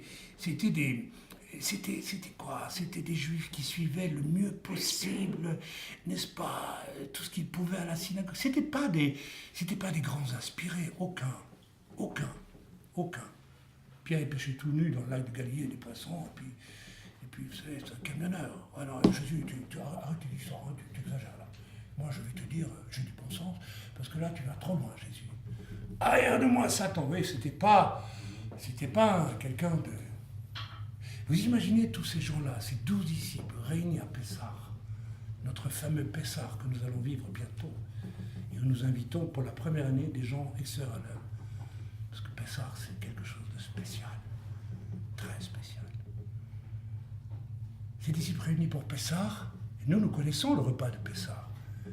Et voilà que Yeshua prend un morceau de pain et dit, mangez-en tous, ceci est mon corps, buvez-en tous, ceci est mon sang. J'aurais aimé savoir ce qui s'est passé dans la tête des disciples juifs qui ont entendu ça. Nous, ça nous paraît lointain, c'est pas notre histoire, mais eux, ça a dû tourner à 250 à l'heure dans leur tête. Mais qu'est-ce qu'il fait? Mais qu'est-ce qu'il fait? Et la Bible nous dit nulle part qu'ils ont discuté, la Bible nous dit nulle part qu'ils ont essayé de comprendre, même pas essayé de comprendre, parce qu'ils n'ont pas compris. Ils n'ont pas compris à ce moment-là. Mais Jésus leur avait donné le virus salutaire. Si vous ne devenez comme les enfants, vous ne pouvez pas entrer dans le royaume des cieux. Il y a eu quelque chose de cet ordre-là dans leur acceptation. Je ne comprends pas, d'ailleurs les rabbins le disent souvent, c'est important de faire, même si tu ne comprends pas ce que Dieu te demande de faire. Après tu comprendras. Et c'est vrai que ça peut être un test. Vous savez, quand le Seigneur m'a dit, il y a des années, fais Shabbat, c'était incompréhensible. Pourquoi je devais faire Shabbat? Quand je suis venu au Seigneur, que le Seigneur pendant 2 ans m'a traqué, il m'a dit, Chaim, tu es juif, tu m'appartiens en tant que juif. Vous vous rendez compte, quand vous êtes chrétien, vous venez d'être sauvé, vous allez dans une église de Pentecôte et Dieu vous dit ça sans arrêt. Mais écoutez, vous allez dire ça au pasteur, vous allez dire, mais non, tu es un chrétien maintenant. Et puis Dieu vous dit le contraire. Qu'est-ce que vous faites? C'est pas évident. Il faut avoir un cœur d'enfant pour marcher dans ces choses. Autrement, on n'y marche jamais. Et j'en ai connu beaucoup qui étaient dans mon cas et qui n'ont pas osé marcher dans le chemin. Un cœur d'enfant. On ne fait pas toujours les choses parce qu'on les comprend. Vous croyez que je comprenais quoi que ce soit à ce qui m'arriverait après que j'aurais dit « Oui, Seigneur, d'accord, je suis d'origine juive. Et maintenant, j'y vais, j'avance avec ça. » C'est-à-dire quoi ça? Rien du tout, je n'y connaissais rien. Et je ne savais même pas à quoi j'allais être confronté comme persécution et incompréhension de toutes sortes. Mais c'est ça la foi. La foi est une ferme assurance des choses. Moi, je n'espérais rien du tout. Ça me tombait dessus comme ça. Et une démonstration de celle qu'on ne voit pas. Amen. Je vais terminer donc ici avec ce que je voulais vous dire cet après-midi. Intellectuellement, la situation pour les disciples de Yeshua à Pessah était absolument ingérable. C'était ingérable. Ils auraient pu dire, tu nous emmènes dans une secte, tu es un faux messie. Qu'est-ce que tu fais là? Il faut qu'on te mange maintenant. C'est quoi? Qu'est-ce que tu veux nous dire? Je me demande dans quelle mesure le Seigneur n'a pas fait exprès de vous parler aussi, parce que c'est assez énigmatique quand même. On a beau trouver toutes sortes d'interprétations, mais ça reste quand même... Il y a quelque chose que moi, je n'ai pas encore saisi. Je ne sais pas, vous avez peut-être saisi. Les catholiques, ils ont dit oui, il faut manger Jésus tous les dimanches, parce que là, Marie nous donne le pouvoir de sacrifier Jésus, et des bêtises comme ça. Alors les protestants, Luther a dit oui, mais il n'y a pas vraiment... Il y a un peu la présence de Jésus, mais pas comme les catholiques le disent, mais il y a quand même la présence de Jésus dans le pain qu'on mange, donc on mange Jésus, et puis on en arrivait à dire non, il n'y a aucune présence, on mange que du pain, mais on n'a pas résolu le problème. Qu'est-ce que Jésus voulait dire? Je crois que c'est une espèce d'absolu. Une espèce d'absolu de la foi, dans lequel on ne peut entrer que si on a un cœur d'enfant, justement. C'est une invitation à quoi? C'est une invitation à rejoindre Jésus dans ce qu'il a de plus, justement, de plus juvénile, de plus parfait. Isaac, quand son père Abraham a voulu le sacrifier, il a accepté. Je suis sûr qu'il a accepté. Il n'a pas résisté. Il n'a pas résisté. Il était jeune de cœur. Il a dit, si mon père le fait, je sais qu'il doit le faire. Et de la même façon, mangez ceci, mon sang. Mais mon corps, buvez ceci, mon sang. Ça veut dire maintenant, vous devenez comme moi. Vous devenez comme moi. Vous devez avoir cette même foi juvénile qui va jusque-là. Jusque, en fait, accepter ma volonté. Pour David, ça a été... David, t'as vu Goliath qui déshonore le peuple d'Israël et le nom de l'Éternel? Et est passé, personne n'a réagi. Il est allé, il a vaincu. Vous commencez à comprendre jusqu'où vont les choses. Et si Dieu nous demande même notre vie, mangez-en tous, ceci est mon corps, buvez-en tous, ceci est mon sang. Qu'est-ce que ça peut faire, puisqu'on ne perd rien du tout? Simplement un passage. Allons-y d'une manière juvénile. Irons-nous de façon juvénile si nous devons y passer? Nous sommes déjà en train de nous dire, mais je suis si bien chez moi avec mon petit café Nespresso, ma retraite, et puis ça va, j'ai assez bossé toute ma vie, hein, je vais encore aller voir les brocantins, ça va, hein, tout ça. Puis me balader encore, puis j'ai même pas eu de vacances cette année à cause de Raïm, j'ai dû travailler. M'énerve, Raïm. Il me prend mon temps de ma jeunesse. Un petit peu, hein. Moïse était... Alors je pose encore une fois la question. Comment allons-nous traverser ces temps si difficiles avec une seule et unique clé, un cœur d'enfant? Il n'y a pas d'autre clé. Moïse est un grand type apostolique. J'aime bien Moïse. J'ai été longtemps capté par le personnage de Moïse. Humilité, patience. Mais Abraham, qui deviendra Abraham, ça c'est intéressant aussi. Hein. Vous voyez, il y a une multiplication qui se fait pour celui qui a un cœur d'enfant. La source de vie, c'est d'avoir un cœur d'enfant. Quand je considère, avec ma femme, et j'espère que c'est la même chose pour vous, mais en 30 ans, ce que Dieu m'a fait vivre, mais c'est incroyable. C'est incroyable, parce que Dieu nous fait vivre quand nous avons un cœur d'enfant. Mais c'est de miracle en miracle, de révélation en révélation, de gloire en gloire, comme dit l'Écriture. Amen. Abraham deviendra Abraham. Quelle est sa qualité primordiale? Je vous l'ai dit. Que l'on retrouve étrangement chez nombre de patriarches. Songez à Job. Qu'est-ce qui a permis à Job de ne jamais renier Dieu? Son cœur d'enfant. Son cœur d'enfant. C'est tout. La sagesse de sa femme, la sagesse de ses amis. Nul. Maudit Dieu en face, dit sa femme, regarde ce qu'il t'a fait. Non, je patiente. J'ai un cœur d'enfant. Quoi qu'il arrive, non, il n'a pas changé. Il n'a pas changé. C'est vous qui ne comprenez pas ce qui se passe. Il n'a pas changé. Non, il n'a pas changé. Ouais, jusqu'où ça va pour Job? C'est sans doute la qualité de cœur qui a permis à Enoch de plaire tellement à Dieu que Dieu l'a enlevé. C'était la qualité de cœur de patriarches comme Élie et tant d'autres, n'est-ce pas? C'est en fait la qualité de cœur de tous les hommes de Dieu qui ont bouleversé la chrétienté, quand il y en a eu. Ce sont des hommes qui avaient un cœur d'enfant. Ils ont tous fait de la prison, ils ont tous été rejetés, tous été persécutés. Alors aujourd'hui, on parle de William Booth, on parle de tas de gens. On parle de celui qui a écrit le fameux livre, là, le voyage du pèlerin, de Bunyan. Mais Bunyan a passé la moitié de sa vie en prison, parce que l'Église officielle ne voulait pas qu'il prêche ce qu'il prêche. Il avait un cœur d'enfant. Et voilà. Amen. Il a un cœur d'enfant, c'est cela, la foi, croire avec un cœur d'enfant. Oh là là, je vais quand même essayer de m'écarter un peu là. Retournons dans la Genèse chapitre 15, verset 1 à 6, nous l'avons lu.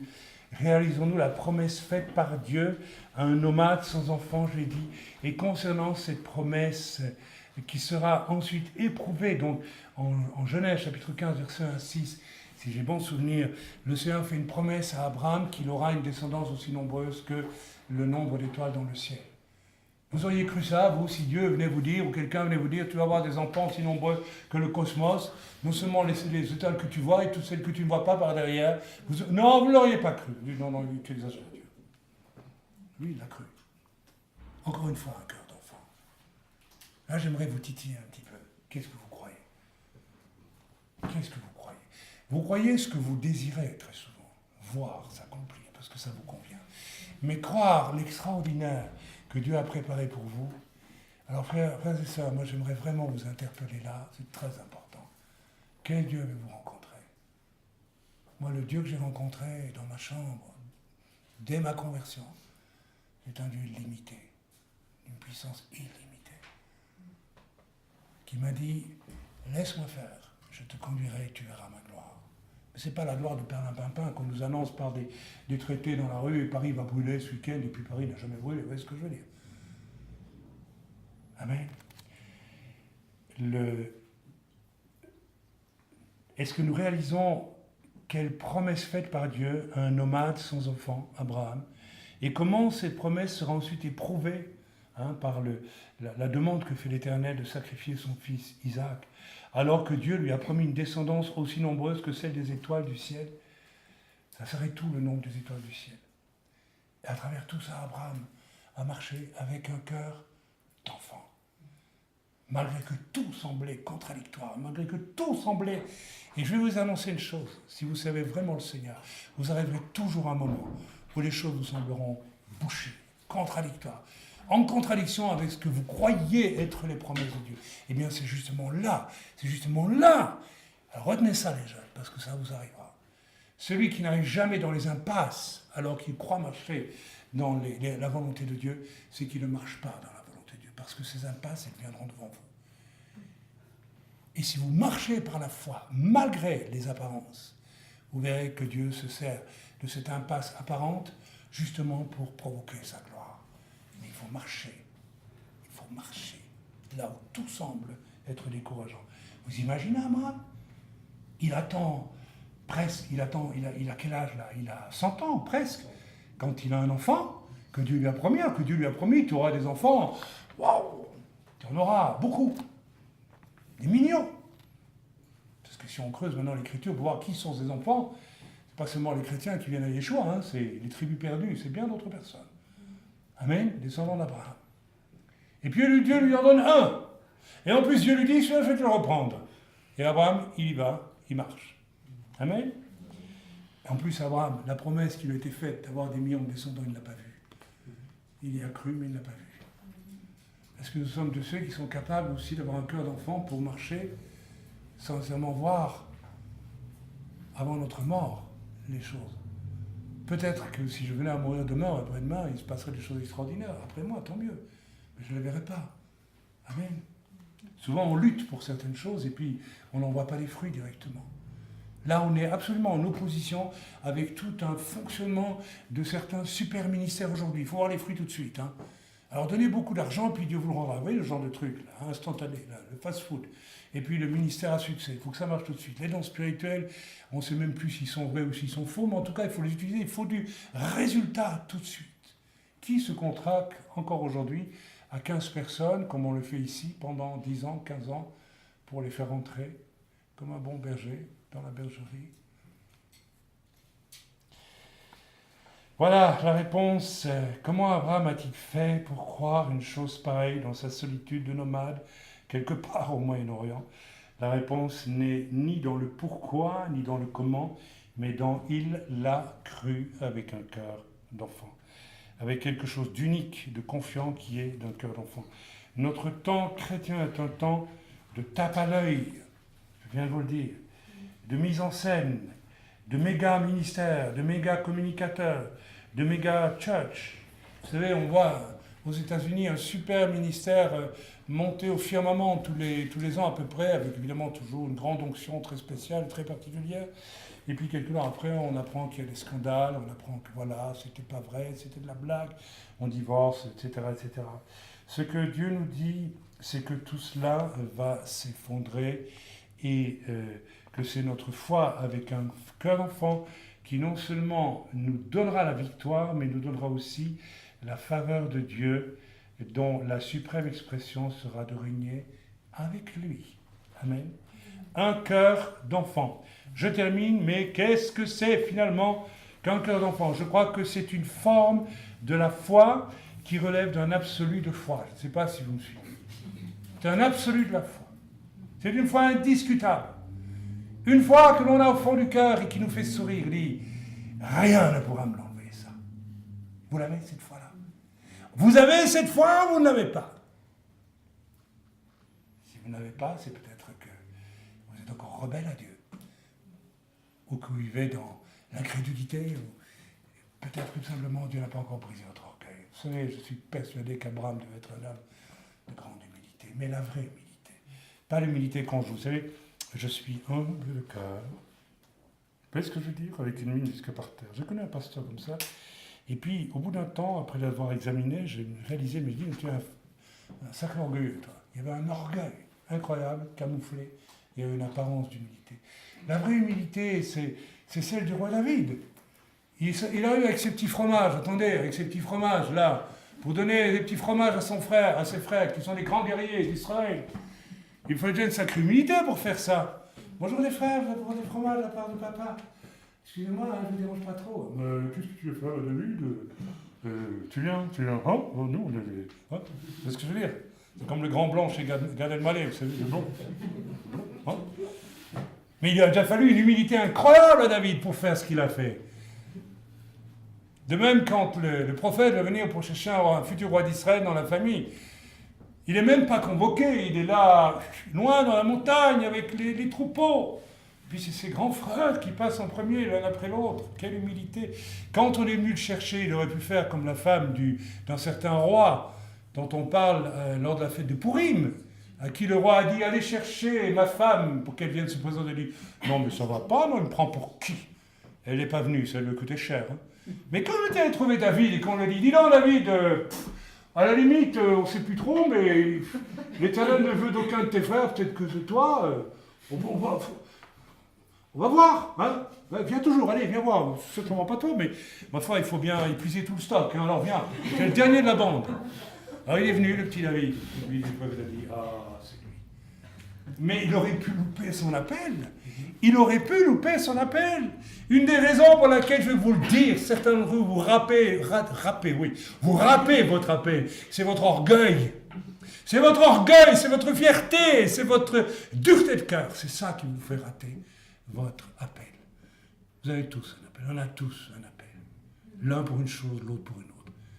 Vous ne rentrez pas dans l'appel de Dieu parce que vous êtes dur de cœur, tout simplement. Alors essayez de quitter cela. Je vais terminer, je vous le promets, non, c'est vrai, par un petit témoignage. Le Seigneur m'a demandé de le faire. Je n'aime pas le faire, mais je vais le faire quand même.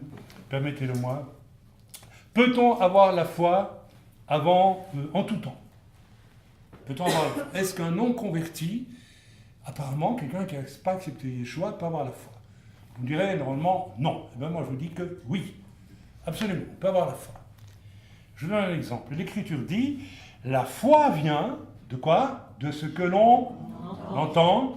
Et ce que l'on entend ici dans le sens de comprendre, donc ce que l'on entend avec son oreille, et puis ce que l'on entend ici, il faut aller voir dans le grec, c'est vraiment ce que je comprends, vient de la parole de Dieu.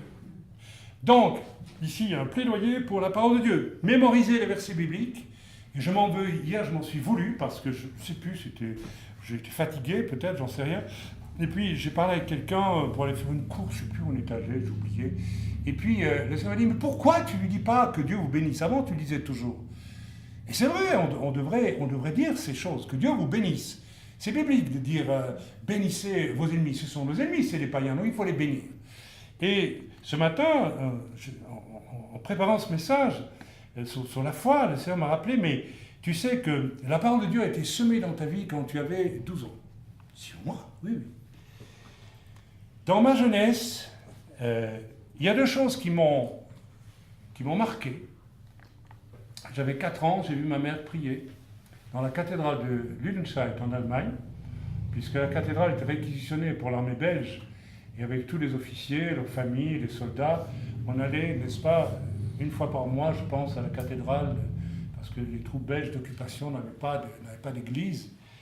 Et je me souviens de deux choses. Je vois mon père debout, en train de regarder le truc qui se faisait là très loin, à travers des tas d'uniformes, de généraux, de colonels, de machins, de trucs. Il y avait un bonhomme qui faisait des trucs là, on ne sait pas trop quoi, sur un hôtel. Et mon père regardait ça, et je le vois encore en train de... Vous savez, il s'ennuie à mort. Par contre, ma mère à côté était à genoux, j'étais à côté de maman, je m'en souviens. Et j'ai vu quelque chose d'extraordinaire. Je n'ai pas vu, mais j'ai vu dans l'esprit quelque chose d'extraordinaire. J'ai vu ma mère qui priait. Alors, je ne sais pas qui elle priait, ni ce qu'elle priait, mais il se dégageait quelque chose de tellement vrai là-dedans que j'ai cru en Dieu. Je ne peux pas vous l'expliquer, c'est comme ça. Deuxième chose, l'Écriture ne dit pas, selon ce que tu verras la foi chez les autres, tu auras la foi. La foi dit, la foi vient de ce que l'on entend, et ce que l'on entend vient de la parole de Dieu. Ai-je entendu la parole de Dieu? Oui, une fois. Une fois, alors que j'étais un petit peu rêveur et artiste déjà, vers 13 ans si je m'en souviens, mon père m'a dit ceci. Il est écrit dans la Bible, mon père m'a dit ça, mon père qui m'a jamais enseigné la Bible, mais il m'a dit quand même que Paul disait, lorsque j'étais un enfant, je pensais, j'agissais, je vivais comme un enfant, maintenant que je suis un adulte, je pense, j'agis comme un adulte. Il agissait en tant que pédagogue, mon père était instituteur, il m'a dit, je vais me servir de ce passage de la Bible pour lui montrer, c'est fini maintenant, tu as 13 ans, tu dois devenir un adulte, tu ne dois plus être un enfant. Dessiner des petits Mickey quand tu t'ennuies au cours et tout ça, d'accord? Mais vous savez ce que Dieu m'a dit ce matin? Tu sais que ce soit ton père ou quelqu'un d'autre, la parole de Dieu a été semée dans ton cœur.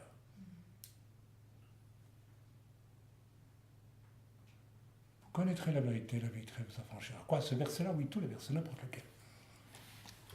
Ce qui est certain, c'est que mon père, pendant qu'il était prisonnier pendant la guerre, a connu une jeune protestante tchèque en Tchécoslovaquie.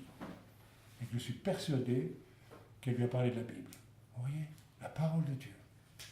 La parole de Dieu. Une seule parole de Dieu, citée dans la vie de quelqu'un. Alors la prochaine fois, vous irez au magasin et que votre commerçant vous dira, c'est honteux, je me suis encore fait voler, vous lui direz, bénissez vos ennemis. C'est dit dans l'Écriture. Laissez le jugement à Dieu. N'ayez pas de colère. Enfin, vous citez un verset biblique approprié. Vous allez me dire, ça ne sert à rien. Si, la parole de Dieu est terrible. C'est une semence redoutable. Et vous commencerez à semer des graines de foi dans le cœur de cette seule parole. Le Seigneur me l'a montré ce matin. Semée dans mon cœur. Alors que mon père n'avait pas l'intention de m'évangéliser, mais il a utilisé la parole de Dieu dans un but intéressé, je dirais, pour essayer de m'éduquer à devenir un adulte, et bien à déclencher ma foi. Ainsi, bien avant d'accepter Jésus comme mon sauveur, la foi était serrée dans mon cœur. Amen. Résultat, dans mon parcours sans Dieu, entre mes 15 ans à peu près, puisque j'ai raconté mon témoignage jusqu'à mes 33 ans, eh bien, la foi n'a jamais quitté mon cœur. Je me suis souvent posé la question, mais qu'est-ce qui m'est arrivé pendant toutes ces années où j'ai vécu des expériences extraordinaires alors que je vivais comme un pécheur en plus? Jusqu'à un point où Dieu m'a dit, maintenant tu vas en enfer. Une année avant ma conversion, j'avais la conviction que je descendais en enfer. Et pourtant, Et pourtant, j'avais la foi. Amen. Par exemple, je cassais les pieds à tous mes amis artistes en disant, moi je perçois des anges partout. Je sais qu'il y a des anges autour de nous, etc. Des anges. Il disait, il y a un soir un ami artiste qui m'a dit, très pensif, il était à côté au bar avec sa chope de bière, il m'a dit, écoute, toi je ne comprends rien, ou tu es un taré, ou tu es un génie. Mais tu es absolument... il voulait dire par là, moi je ne comprends rien. Tu es quand même un drôle de type. Tu nous parles de Dieu, puis en plus on t'écoute. Et je me retrouvais dans des bars d'artistes à 2h du matin, j'en avais marre d'écouter les conversations, et je me mettais à parler de Dieu. Pourquoi je me mettais à parler de Dieu? Parce que j'avais la foi. Parce que j'avais la foi. Est-ce qu'il ne fallait pas un cœur d'enfant, là, pour agir comme ça? Vous savez, je termine là-dessus, et puis je vous laisse, après vous avoir bien encombré avec ce long message. Je me rappelle avoir été invité, parce que j'avais des longs cheveux à l'époque, j'étais quelqu'un avec une forte personnalité, c'était charnel, hein, c'est rien de recommandable. Et ou bien on m'admirait, ou bien je faisais peur. C'est ce qu'on m'a dit un jour, dans le milieu que je fréquentais, donc de poètes, d'artistes, d'intellectuels, vous voyez, genre quoi. Bon. Mai 68, bon, tout ça.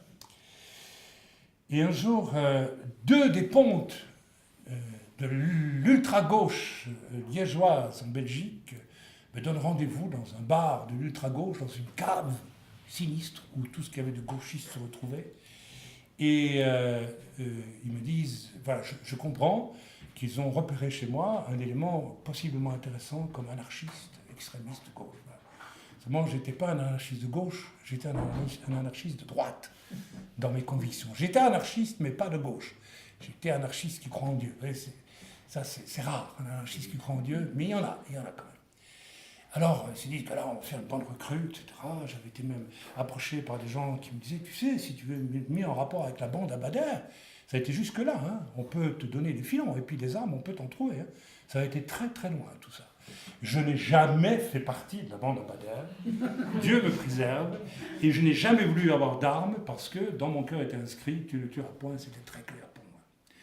Et voilà que ces deux gaillards, qui étaient vraiment des grandes pointures du communisme, m'invitent donc à ce rendez-vous. C'était un soir de mai, et je me rends place Émile Dupont à Liège, très jolie place d'ailleurs, et c'était au mois de mai, et le ciel était noir et constellé d'étoiles. Ça vous rappelle quelque chose, des étoiles? Et je me suis arrêté sur la place et je regardais ça. Et je regardais, c'était tellement beau, il n'y avait personne, la place était vide. Je ne sais pas pourquoi, au mois de mai. Et je dis, mais quelle merveille! Et j'ai pensé, comment ne peut-on pas croire en Dieu quand on voit ça? C'est pas possible. C'est tellement beau. C'est pas possible. Et je descends dans la cave, et je vois mes deux gaillards assis, avec des pieds sur le bar, un pied sur le bar, une chope, c'est plein de fumée de cigarettes. Salut, salut. Et moi je leur dis, oh, vous avez vu dehors sur la place? Le ciel est magnifique, comment est-ce qu'on peut ne pas croire en Dieu quand on voit ça? Ma carrière de militant était cassée. Un cœur d'enfant, mes amis, un cœur d'enfant. Celui qui a un cœur d'enfant peut paraître idiot par moment, et j'étais complètement idiot de dire ça à ces gars-là, mais c'est eux qui ont été idiots dans l'histoire. Et en attendant, je leur ai quand même dit que Dieu existait, et que j'en avais la conviction. Je termine là-dessus. Sur ce petit témoignage, j'en aurai d'autres à vous donner. Frères et sœurs, ce n'est pas comment nous allons traverser, avec qui, avec quels moyens ces temps difficiles. C'est qu'est-ce que Dieu attend de nous pour traverser ces temps difficiles. Plaise à Dieu qu'il vous utilise demain si des extrémistes musulmans vous attrapent et vous disent « tu renonces à ton Dieu ». Eh bien, vous pouvez leur répondre comme l'a fait un missionnaire que j'ai bien connu au Liban, qui portait des Nouveaux Testaments entre les Israéliens et les Arabes qui se combattaient au Liban. Il allait d'un côté et de l'autre. C'était un fou, mais il avait un cœur d'enfant. Et les gars du Hezbollah, je crois que c'est déjà le Hezbollah à l'époque, je ne sais plus, ça fait longtemps, c'est au moment de la guerre du Liban, ils l'ont attrapé, ils lui ont dit, mais qu'est-ce que tu fais? Tu viens nous embêter, tu sais, on est en guerre contre les Israéliens, qu'est-ce que tu viens faire avec ton petit sac et tes Nouveaux Testaments là-bas, tu fais partie israélien? Ah non, moi je suis canadien, non, mais qu'est-ce que tu as à faire ici alors? Et puis tu viens nous embêter avec tes Bibles, etc. Fais attention parce que la prochaine fois on va te tuer. Alors il est revenu. Ils lui ont dit, mais écoute, on t'avait dit qu'on allait te tuer. Donc maintenant, on doit te tuer. Et il lui a répondu, mais je suis déjà mort de toute façon. Comment ça, tu es déjà mort? Et oui, attendez, vous voulez que je vous montre dans la Bible? C'est écrit dans la Bible que je suis déjà mort. Qu'est-ce que tu racontes? Montre-nous ça alors. Oui, je suis mort en Christ, voilà, etc., etc., etc. Et il a commencé, et les Arabes ont dit, mais qu'est-ce que ça veut dire ça? Ah ben ça veut dire que si je suis en Jésus-Christ, et il a commencé à les évangéliser. Au bout d'une demi-heure, les Arabes l'ont arrêté et dit, mais tu vas finir par nous faire croire que Jésus est le Messie, là. Il dit, t'as besoin de se convertir. Il lui dit, écoute, toi on ne peut rien faire contre toi, reprends ta Bible et puis fais ce que tu veux, mais laisse-nous tranquille. Voilà un homme qui fonctionnait avec un cœur d'enfant. Voilà. C'était tout mon message, très long, j'en conviens, et vous me pardonnerez.